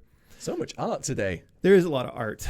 Well, we've got a lot of artists working on the project, and they're prolific. So this came out of a design session. We do these design sessions now. We try to do them on a weekly basis, and they are driven by and connected to our wiki. And so we use Discord. What is Discord, Martin? It's a little realm where our patrons can chat and interact with other like-minded Alice fans. Of a certain level, the Discord access becomes unlocked at the $5 tier on our Patreon. Right. And so if you have access to Discord, then you can join in these weekly design discussions. And we use this wiki over on AmericanMedia.com to collect your ideas. And then we go through these lists and we talk about what pieces we can or cannot incorporate into the game. Last week we covered weapons. There was a whole section about weapons in Got here. through the whole section, didn't we? We did get through the whole section. If you missed those, you can watch them after the fact on my YouTube channel. They're about an hour long, and we go through these. And we use Discord to enable the community to actually discuss these points with us one by one. Anyway, that's all a very long way of saying that these emotional vials... Vial emotions? Ooh. These emotional vials are something we've discussed now a few times. And actually, last week we showed some that Alex had done. But I think Omri decided he'd give it a shot. And so he's come up with these. Now, I think these are really cool. I do think these are things we could actually end up making as physical products. Like, I would want a collection of these things. What would be inside them? Margaritas? Yeah, margaritas. Liquor for children. Well, they did that, didn't they? Final Fantasy had a drink. I don't know if it was alcoholic, though, and apparently it tasted like shite. No, well, there you go. So what we did here is we discussed this last week, that these are some of the stages you go through. Okay, we're going to get to this in a second, Omri. Ha ha. I'd be nervous around that. Ha ha, Omri. I don't know if any of you know this yet, if you figured it out, but Omri's a bit of a trickster. I know this about him, yeah. So this is the one for sadness. I think kind of makes sense. This sort of tears, sad. This is a drink called sadness. Isn't that what gin is? That way they call that mother's... It's called mother's ruin in the UK, I was told by someone, that gin is well known to cause people to be depressed. Now, I think alcohol in general is depressant, but... Here's guilt. This is super cool with the little skulls. Very detailed. And it's apparently it lights up. Ooh. It's really nice. I think we could get stuff like this made. I think so. Yeah. Anger. And it also has got lightning contained inside. These would be excellent for cosplayers, if you can imagine. If we could find a factory that is able to produce these in sufficient quality... and again, having to get that three pieces right of quality, cost, and shippability or that kind of thing, be very interesting for us to produce these. Rage, it's a gas. Rage gas. Sniff that in. Nervousness, ha ha. Omri has made a white powder and called it nervousness. 10 seconds to collect. I don't quite get that, but okay. Interesting. It's jabbed in a wall and it takes you a while to get it out of the wall. We'd have to ask him about that. I think there's 10 seconds because it's pouring out, but I see. So it takes 10 seconds for it to come out of the wall and for you to inhale all of it. Yeah, we need to ask Omri about this one. Oh my God. Okay. This he took from the original Alice. So we had two different things. There was will and sanity and rage. And of course you had a sanity meter instead of a health meter. And we did them up in these little bits and pieces that kind of formed into the shape of a heart. So now we're looking at doing these as emotions. I did read... Someone wrote a bit of an angry comment online that was like, oh, so sorry, all angry people online are Brits.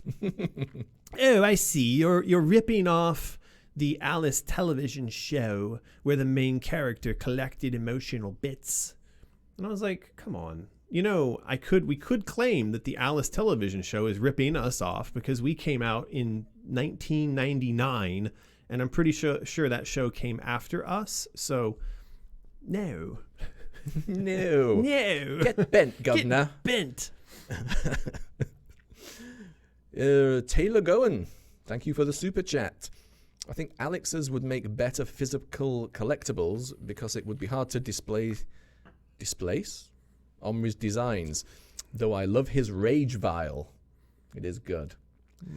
Alex's is good as well, but all the spikes and the teeth and stuff, they would be brittle, I'm sure. Maybe Taylor means it would be difficult to display those designs. But I think that in that case, we could have like little stands and stuff like that, Maybe. And Ice Killer is back. Thank you for the chat. Reiterating, Final Fantasy did have 2 limited edition alcoholic wines for their 30th anniversary celebration. See, Right. I knew it. Well, you guys are just super smart, the both Super of you. nerdy. You guys could go and get married. I showed Could you how to do it. Take that train, go down to Shaoxing. There's very good wine down in Shaoxing, by the way. So you guys could go down there, get some marriage wine. And talk about video games. And talk about video games. And then we could just have like Martin and Ice Killer in the studio on the live stream all the time. Wouldn't that be fun? That would be fantastic. I mean, I think the whole world just would love that. You want to do this one? You go for it. I already did the last one. I avoided the last one. Dixie super chat says, how many programmers are expected to work on Asylum? You know, I don't think we should be surprised when you put like Yellow Cheeto dabbing Alice in your YouTube thumbnail. You're going to attract this sort of fan.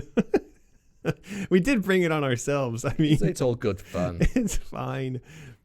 So how Unless many? some people are going to be watching this video. I can't believe I that can't you're believe having that. fun and you're laughing and joking about You've this. completely lost your edge, governor. Get bent. Get bent. You're not allowed to work on Alice anymore. We're starting a petition. You've gone soft, haven't you? We're going to report you. So, Dixie, how many programmers are expected to work on Asylum? You know, on Madness Returns, we probably had a team of about 10 core programmers, and I would imagine that we would do something similar this time around as well.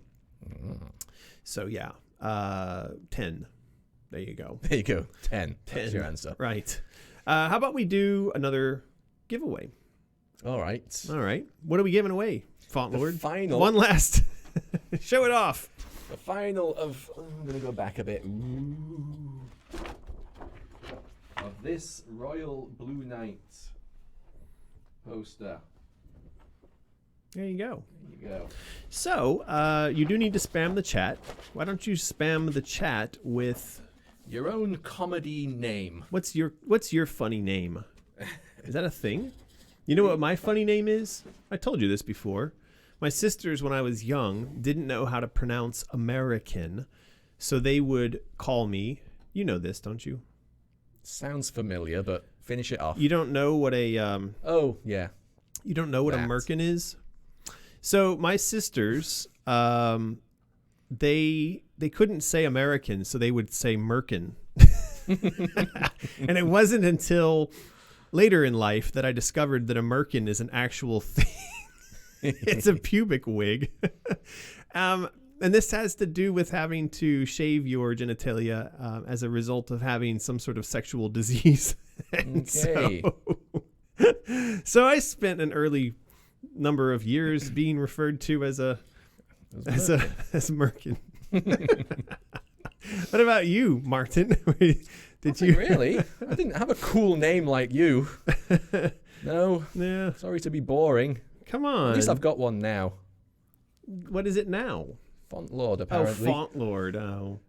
I mean, my other one was Obnard because my mom claimed. I mean, if you look at my YouTube channel, you'll see that YouTube/Obnard is mine because I'll use that sometimes as a username or whatever. And Obnard is apparently a name that my mom thought would be okay to call me. It could have been a very different world we lived in. Yeah, Obnard McGee's Alice. I don't think that would have gone very far, but there you go. Let's click that super chat before it disappears. Which one? That one. Oh. Alice on Elm Street. Thank you for the chat. I do resin crafting, and I'm Ooh. already thinking about how to make the emotion vials. Wow.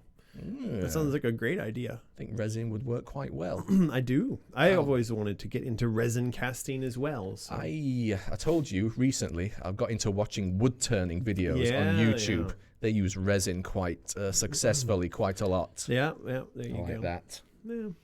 Alrighty, we have a ton of people now lined up having spammed like crazy. That is a lot. And Jinx Dweeby. I'm glad that it wasn't one of these people who's got one of these fantastic other names. So Jinx Dweeby, you have won the giant poster. You will need to do the thing. That is send an email to mysterious@americanmcgee.com. Include your name, your phone number, your shipping address. Do all that in a format which doesn't piss me off, and maybe you'll get a prize mailed to you. Maybe. Again, that is Jinx Dweeby there. Send your email over to mysterious@americanmcgee.com. Yeah.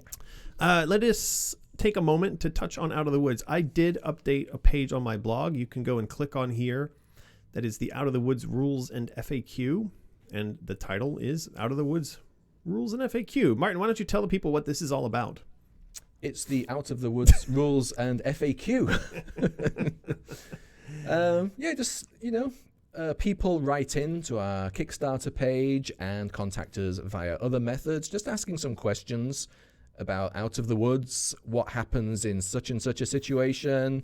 Can I do this? What happens then? And this is the page where we have compiled most of the questions that come in, and we'll add to it if any more questions come in.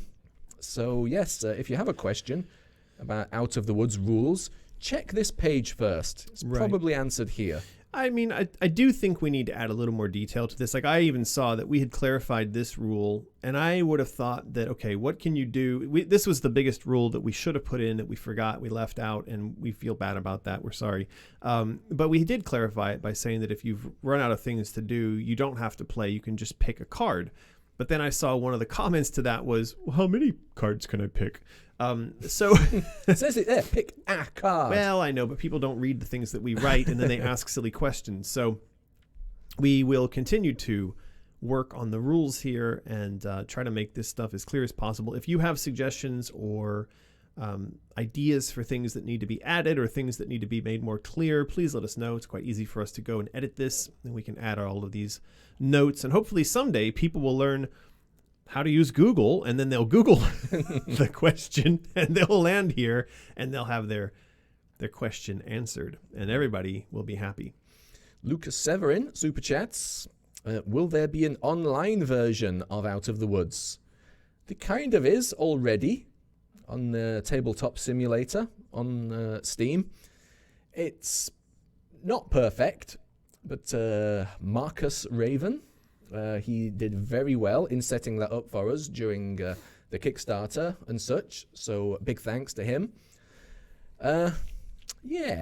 So there you go. We have pondered making an actual online game version. So in the discussion we're having, one of the people who would like to fund us for a new studio has included a game, a digital version of Out of the Woods in our product production planning.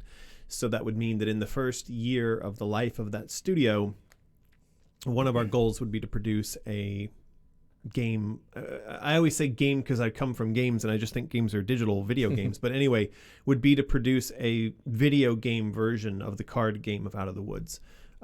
So yeah, that could be a thing that would come out of this new studio. Could be. There you go. I do think, because we're in our final half hour, we're in the final stretch, we need to get to all these comments and questions. We do. But just seeing that image there reminded me, you see that little picture that Omri did of the singer, the silhouette? I'm not sure I know what you're talking about. Go to that image. This one? Go to the right. No. Go to that image you were at that I was just pointing at. Oh, this one. Okay. The silhouette there. Right. Zoom in on that. I remember you pointed this out. Yes, okay. I thought Omri was being... Well, he's always up being to his cheeky. tricks. Well, he's always being cheeky. So this, Martin is saying, here's this circus image, and do you notice anything unusual about this? And so if you zoom in, Omri's always doing silly things. He's done that. There's a girl with a microphone. She clearly has a wired microphone. Yep. What are you playing at, Omri? Well, he's just having fun. He is. Yeah, he's just having fun. Okay. Are we going to do comments? Right. Jinx is asking, how do I send my email? Look, Jinx, I've already said that several times. Don't make me say it again. mysterious@americanmcgee.com. You send your address and your information there. Let us do comments, please. All right. Should we start over there on Patreon? Because these are the newest, freshest comments and questions that we have. Well, I mean, I've got them written down here. I don't think good selection. Do you have these where they've actually marked them as question? No, because that came in 2 hours ago. Exactly. And I compiled these last night. So let's hit these really quick. Let's start at the bottom here. Paul Morin says on a first month $75 pledge, any chance of a similar option with the Chaos coin at the necklace? Nope. The Chaos coin is by itself like a $75 thing, and the necklace is like a $50 thing. So that would be quite cheeky there, Paul. But the only way to get a Chaos coin at this point is to do it via just a straight up purchase at Mysterious. And if you were to do a $75 pledge in this month, January 2019, you would still get an art print, a Chaos necklace, Rabbit, the DLC dress, the bag, and a Lulu embroidered patch. I mean, that is like a crazy deal. So it's a crazy good deal is what it is. Yeah. Chelsea, is that Philpot? Philpot. Do you think that the dabbing Cheeto Alice will make an appearance in the game as an Easter egg? Yes. No, we're not going to do that.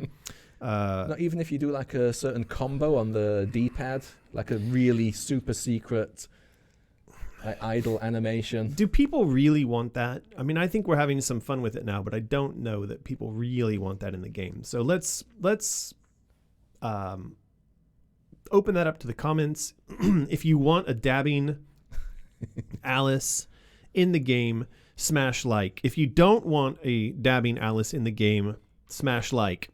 And then we'll count those up and we'll decide. So if you want the dabbing Cheeto Alice in the game, smash like. If you hate that idea and you don't want the dabbing Cheeto Alice in the game, please also smash like. And then we'll count up all the likes and we'll decide. Sounds good. I'm just reading this name to make sure it's not a weird one. Dum Bum Tea. I think that's all right. Why has our life become like this? I don't Going understand. back to Alice, what's the rough time frame of when the finished product will be released? Big fan. Kiss, kiss. Well, I think we've said before that we're looking at least a 2-year development cycle. Like 2021 probably. Yeah, and I will say, I can't say much. As I mentioned last time around, I've now signed multiple NDAs with EA, and they've made it very clear that not only are they listening to all of this, and they don't want me talking to the fans about what's going on. I will say there was a phone call yesterday. There was additional movement yesterday. But we have to get the deal done, and we have to get the financing in place. And it could be that it takes another 10 months for the deal to get done and the financing to get in place. Or it could be 6 months, or it could be 3. It's really hard to say. But whenever that happens, that's when the clock will start ticking, and then we got to add another 2 years to the back of that. So it's going to be a while. On the positive side of that, right now, we've got a lot of support and involvement from the fans, and we have a lot of fun work to be done in terms of pre-production. So you see all this artwork, all the story, all the design stuff that's getting done. I'm loving this because it's like one of the first times I've ever worked on a game where we've been this tremendous amount of time and space in which to define all aspects of what the product is going to be. And I'd hope that means that the product that we end up making is like glorious, right? It's excellent because we had all this time to prepare and to plan. Hopefully. Yeah. I was also busy smirking at the next. I know. So this is our friend Mike. Mr. Oxlong. Yes. He's come along and asked, what kind of GPU does American have in his home PC? It is a NVIDIA It's a 1060. 1060, right. 6 gig. 6 gig. Yeah, you don't really need a massively powerful one. I don't game on that machine. Yeah. Does this machine This has is also a 1060. Right. Recently, just built one for a friend. I did build it. Has a 2070. 2070 with a USB-C out on a MATX motherboard, and it fits into a little cube. It's cute. And it's really cool. I can put it in a backpack and carry it to him in Thailand as a gift. I need an upgrade of my PC. I'll maybe do that later in the year when the next Ryzens are out. There you go. Okay, back to comments. And that. So, no, I don't know about the cheating Yes. Dabo. Cheating Dabo? Cheating Yes. Cheeto dabbing Alice. Yes, Andrew yes. McCutcheon. The question is, with the growing support of the patrons, if perhaps you were unable to get the support of EA, could you put the game out yourself? And what is your expectation from now until the release of the game? So Andrew, Alice is owned by EA, so there is no version of the creation of this game that doesn't involve EA licensing the game to us for that purpose. Anything different than that would be theft, right? So this is why I'm talking to EA and working on this licensing agreement, is so that we're not, breaking the law. That would be good to not do that. Setting ourselves up to be sued. So the thing is, though, that the conversation, the process, everything's moving forward as we would want. It's just slow. And this is always how EA and big corporations tend to be. Each step, as you ratchet towards the completion, the back and forth, you can imagine they send an email, and then it takes me a week to discuss with our business development guys and lawyers. And then I send it back, and it takes them a week or two to discuss internally. And then if you throw in that there might be a holiday in every odd month, then essentially the average turnaround time between a point and a response is a month. So the back and forth, it's like watching a tennis match in super slow motion, right? That's where we are, and that's just normal. So, yep. He's also asked whether or not there will be exclusive rewards. I guess yes. I mean, we're doing exclusive rewards. That's like what the bunny is. And they already exist, Andrew. Yeah. Okay. Hannah Young comes along with a suggestion. Aside from the main art book that would be done for the game, what about a separate book that consists of Omri's dresses? Yes, that would be fine. That could be very cool. I understand that the cosplayers would like to have a book of their own. And actually, Martin and I have discussed this on numerous occasions, of doing a cosplay-specific book of all of the world's best cosplayers who've done Alice outfits. I like this idea. And what is it that we learned about doing this type of book? That it was... Who did we talk to? We talked with one of the editors from Kotaku guy, Brian Ashcraft, because he had done a book, and it was a collection of cosplay imagery. And so I wrote to him and said, hey, how did you do that without getting sued? And he said, hey, cosplay is fair use, and our book is covering fair use. Yep. Yeah. So I think we'd be safe.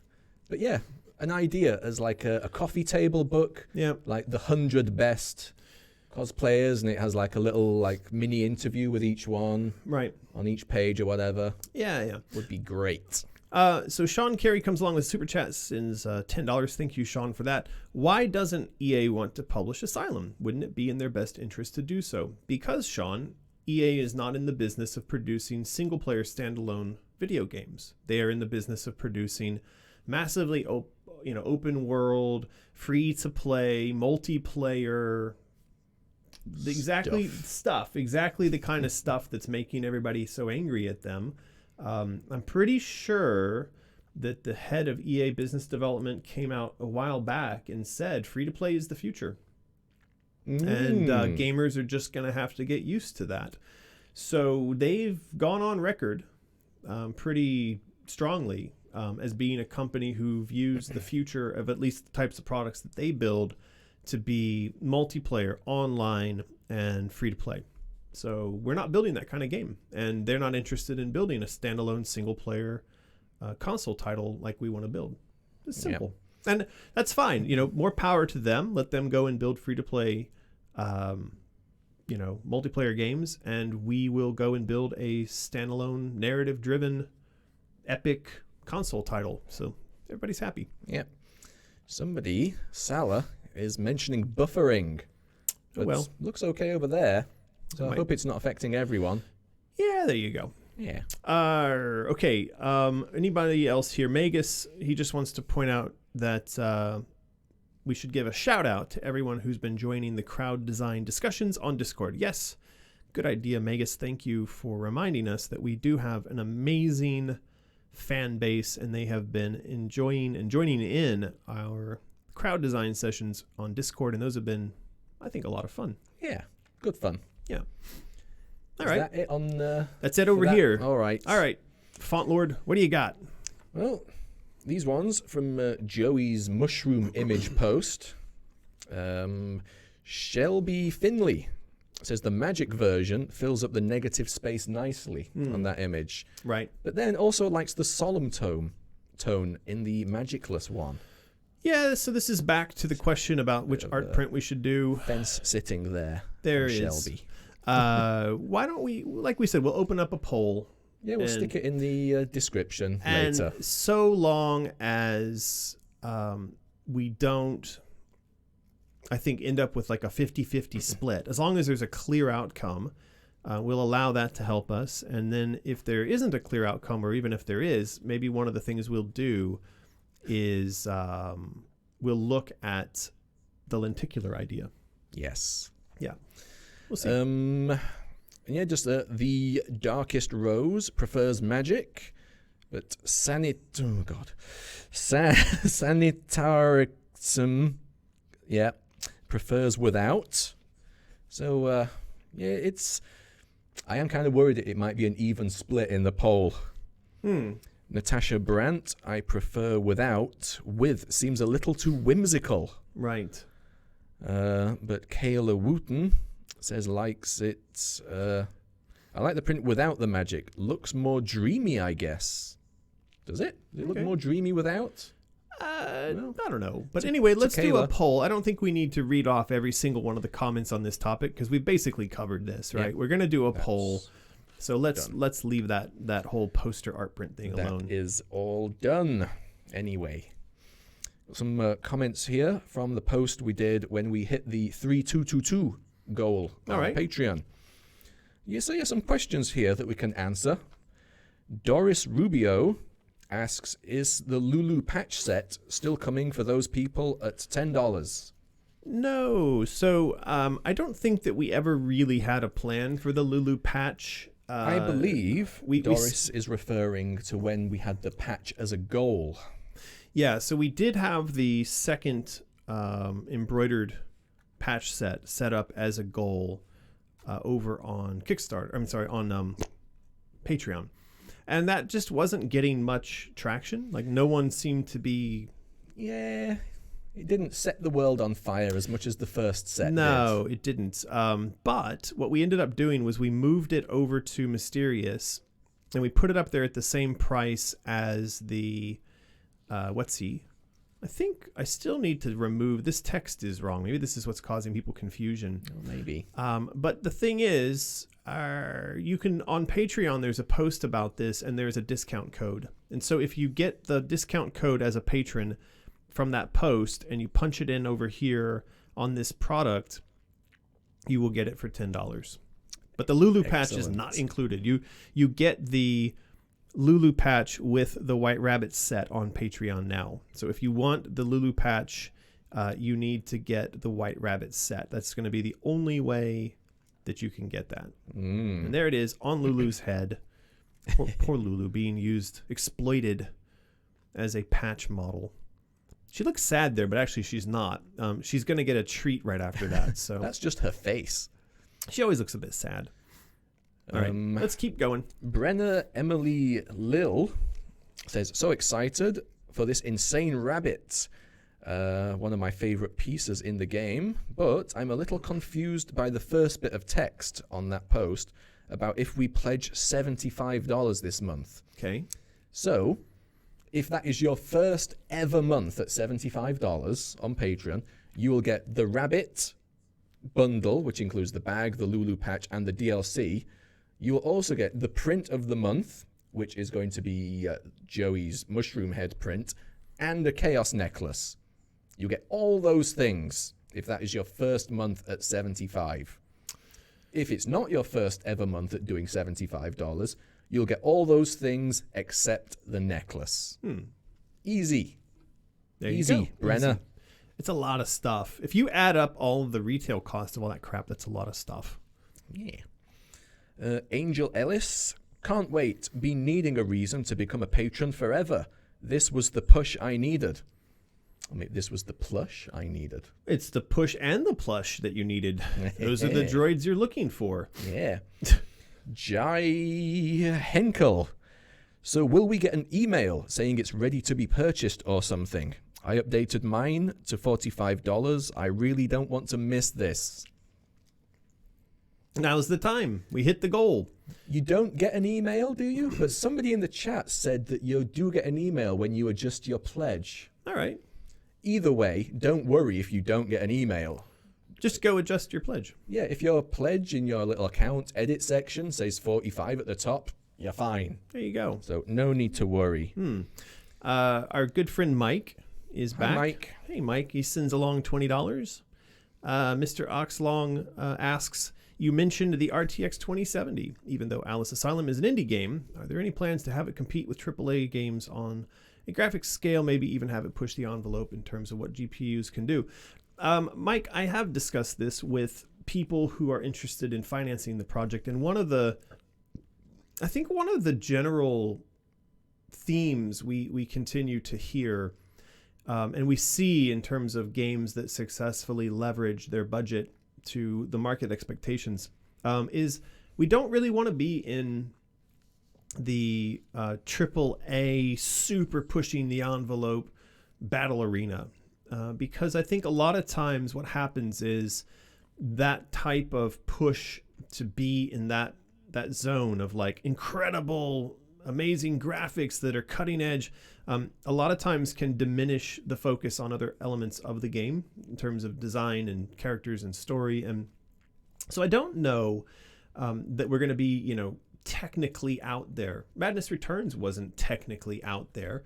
It had a couple of nice little features like her hair the dynamic hair, for instance.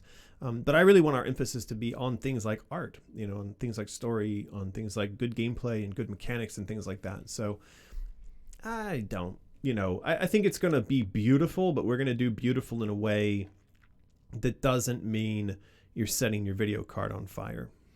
But I do think we're lucky right now. We are living in an age where even games that are not AAA look fantastic. That's right. The tools are out there to make stuff look great. Well, and that's the conversation that people are having now around the amount of money that you can spend on making a game 4K or make the game 8K. It's getting to a point where the increase in visual resolution no longer is supported by your eyeball, right? So you can continue to dump money into that and making things higher and higher and higher resolution. But the point is we've already sort of achieved a limit of what our meaty hardware can even perceive. So for me, I would like us to not think that, this is going to be some technical cutting edge.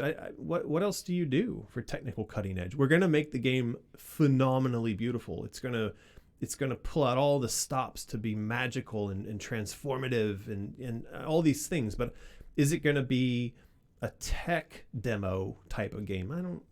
Probably not. Probably not. No. Carrie Wolf says, so right now I'm pledging $1. What if I don't change the amount until February 15th? Or does it have to be before midnight on January 31st? Yes, it has to be before January 31st. Yeah. We're very clear about that in the instructions. Just follow the instructions. Yeah. Don't make up your own rules and you won't go wrong. Really. I'm always amazed by the creativeness of the people who desire to go round the rules as they've been stated. But someone here, by the way, Risky Boots, does say if it's on Unreal 4, it should be good. There's about a 90% chance that the game will be made using Unreal. And so, yeah, it's going to be beautiful. I wouldn't worry about it. Yeah. Enfi says, I wanted to ask, what if I become a patron and get the White Rabbit? I just can't do 45 this month, but in February. Is it all right if I do lower this month and then 45 next month? No. I'll pay you this Wednesday for a hamburger today.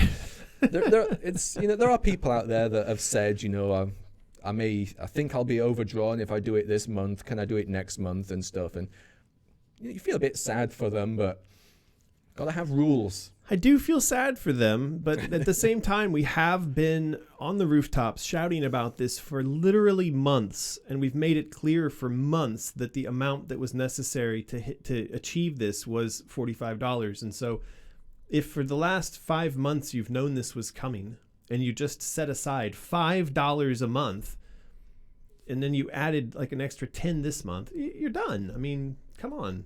I don't know. I think, people knew it was coming. Jacob Laurels said, I've just changed my amount to 45. According to your info, can we expect the Rabbit Plush to ship to our addresses sometime after February 18th? Correct. A rough date just pulled out of thin air and from the top of my head is probably start shipping at the beginning of March. Sounds feasible. They'll start shipping in March, at the beginning of March. Yeah. Because we have to wait for Chinese New Year to clear out. Chinese New Year basically screws up China for the entire month of February. And so we don't like to make any sort of promises about stuff starting to ship in February. But yeah, I think start of March would be a safe time to assume that stuff might start sending out. I think so. Yeah, and this one from Saskia Kraus, just basically saying that the onesie looks great. They've just updated to $45, and they're really enjoying Out of the Woods. Oh, there you go. 3-in-1 little comment there. That is wonderful. Yeah. Speaking of the onesie, I've got some comments here from the onesie post that you did over on Patreon. Quickly go through these. Taylor Goen saying it looks fantastic, which it does. Rob Birch reiterates what other people have said, saying that people would want one for themselves, which they would. We are getting a lot of people asking us for the onesie for themselves. For those who are new to the concept of the onesie, what we've discussed, and this has come up in the crowd design and also in these streams, is that young Alice, because in this game she's only 13 years old, at the beginning of the game, in the section which we're referring to right now is Denial. That is the area of the game that she gets into that kind of doesn't look all broken and destroyed. That is sort of what this section is supposed to be about. While she's in denial at the very beginning of this, Wonderland is still lush and green and welcoming.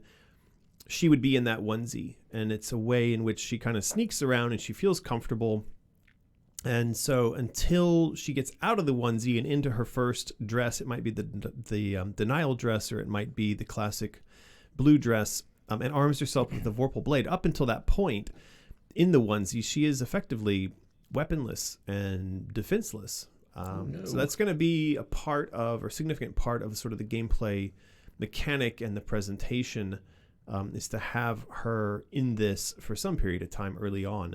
And then later on in the game, I think the idea is that she could don the onesie anytime she wanted to go into a kind of a sneak or stealth mode.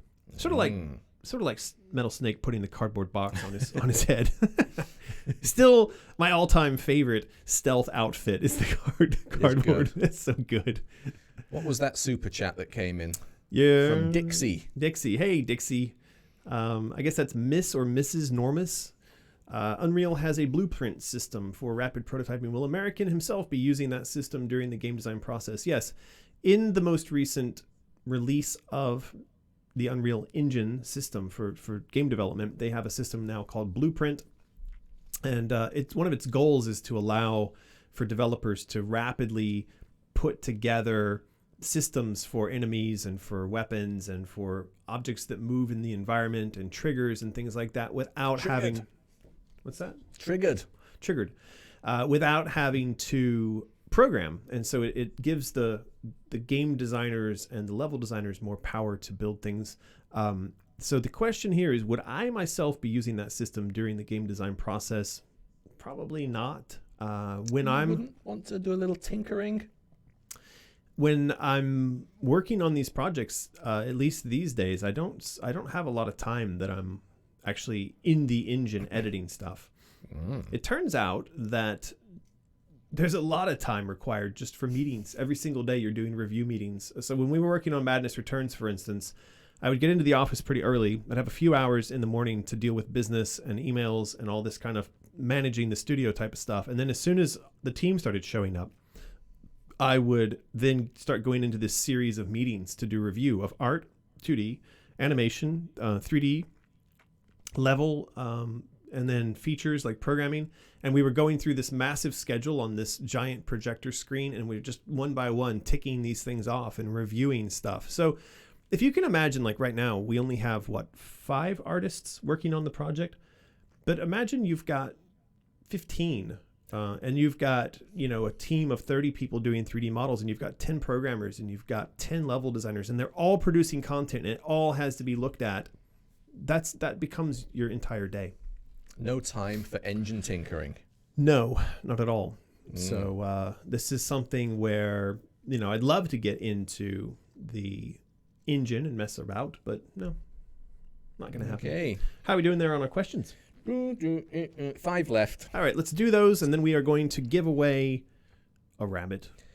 Jenna Fiorini adores the onesie. It has a definite childish feel without being overly modern. Could be a bit more sackclothy, but I agree.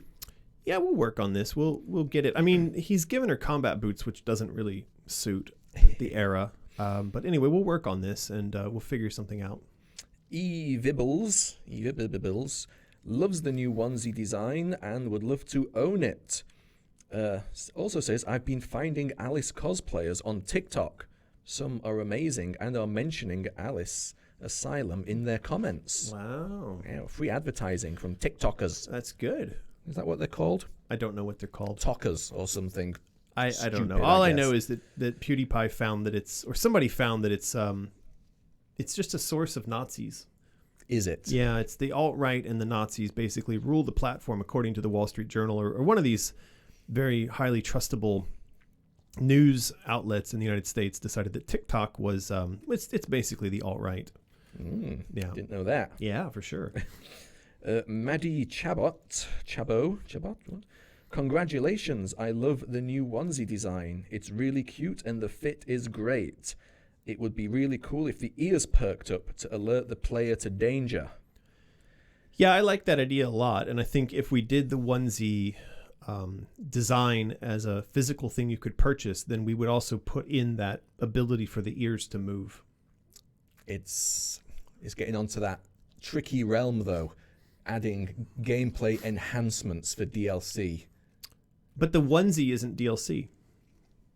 Oh no, it's the rabbit dress. I'm yeah, thinking. yeah. So the onesie isn't DLC, and I think again, in game having this where it alerts and shows you the direction of an enemy or the fact that that'd be really fantastic. So yeah. I like the idea of it's you sneak around and you get these sort of special indicators. It'd be quite fun. Yeah. I think one of the questions though is it possible for us to build a game where we sort of go back and forth between moments of stealth and moments of action? Now, there are games like that. A lot of the sniper type games, do that, and I really like that combination. So we'll see. We shall see. So quickly then, the casual Viking. Is there such a thing? I thought Vikings were quite intense. Well, apparently there is one casual Viking. There's at least one. Says the onesie. This one looks a lot better. And finally, to show you that I'm not just cherry picking the good stuff, from Philip Yuff says, this one is terrible. The latest onesie design. Mm-hmm. Compared to the originals, everything is worse. The eyes were the best part of the original. Now they look messy. The ears weren't perfect, but now they're bad. Interesting. That seems to be a minority opinion, but everyone is entitled to their opinions. Yeah. I'm not sure that it's that extreme, but these designs, the dabbing, the onesies, all of this stuff does seem to have brought out a bit of it's elicited some quite emotional reactions. Isn't that what we want though? Yes. I mean, I think that if we're not emotionally engaged, and then we're not sort of having a debate, we're not having a conversation. That's right. How do we push the boundaries if we don't run into them from time to time, or even run over the side of a cliff from time to time? We have to go a little bit outside the realm of what we know if we're going to define the shape of this new thing, right? So I do wish people could be. It's not that we don't want criticism, but I think that the style of criticism could sometimes be softened up a bit. Anyway, I guess it's tough. It's a tough thing. So anyway, there we go. Philip, thank you for the comment. Yeah, thank you for the comment. All right, I think that is that's that. That is it's ended quite neatly. We are going to do now our final giveaway of today. It's the giveaway you've all been waiting for. It is a furry white rabbit plush. They look exactly like this. It will come the rabbit and it'll come with the bag. I don't know that our guys are throwing those patches in there. I think they're not. You're going to get the rabbit and you're going to get the bag. And so that would be your prize for today. There is a spare eyeball. There's a spare button in the bag. The spam's coming. Yeah, so the spam. Here comes the spam wave. So what do you want them to spam it up with? They seem to just be spamming anyway. They're just saying spam. They're just saying spam. They are. And then somebody super chat during the spam. Why do you do that? Okay, from Dumbum T. I'm really worried that's a silly name. Not sure if you'd answered this before. Will the game be playable on consoles or just PC? New onesie design looks amazing. Yeah, both. Yeah. Yeah. It's that simple. Yeah. As many capable platforms as possible. I do think that we have written this out on the Asylum wiki.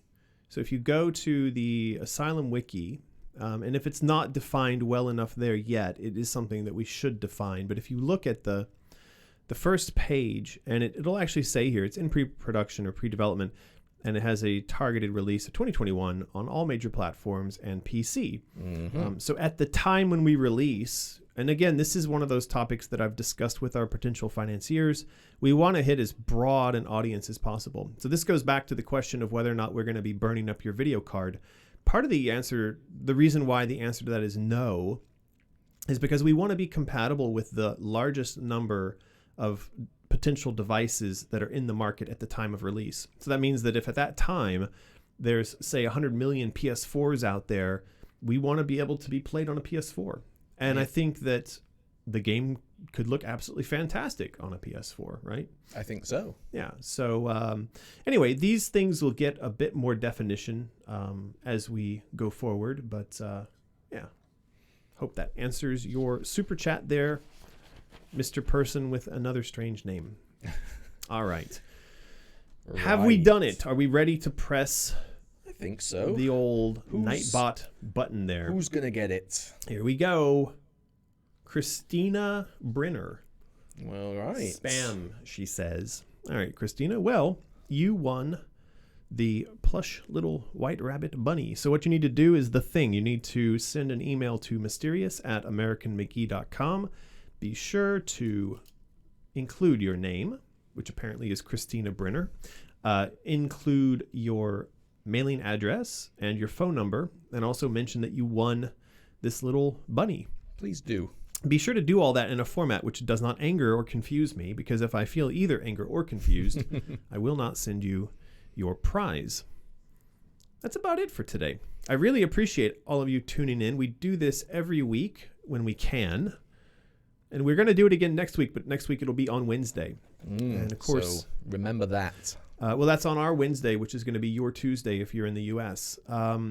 And so, yeah, we do this every week. We're covering things, as you've seen, like the creation of Alice Asylum. We talk about our card game Out of the Woods, which we didn't really talk about that much today. We do also have a thing called Pirate Jam that we sometimes talk about, but not today. We do have amazing sponsors like the guys over at Freaky Fandoms. And, of course, we have a Patreon of our own, where if you become a patron, you can enjoy all kinds of crazy updates, all kinds of interesting information and community. And yeah, so go over and consider becoming a patron. You can get access to our Discord server. You can get all kinds of physical goodies, and you can participate in the crowd design process. It's all good. It is all good. Anything else you want to add there, Font Lord? Not really, just, do the things. Click subscribe, click the bell, Smash like. Jib it up. Jib it up.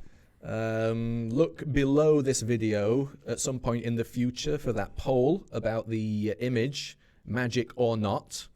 And yeah, that's about that. That is it. All right. Thank you so much, everyone. You're all very much loved. And again, thank you for everyone who helped us hit that goal over on Patreon and unlock those little rabbits. Yeah, we will be back again next week and hope to see you all then. Okay. Bye-bye. See you later. Jib it up.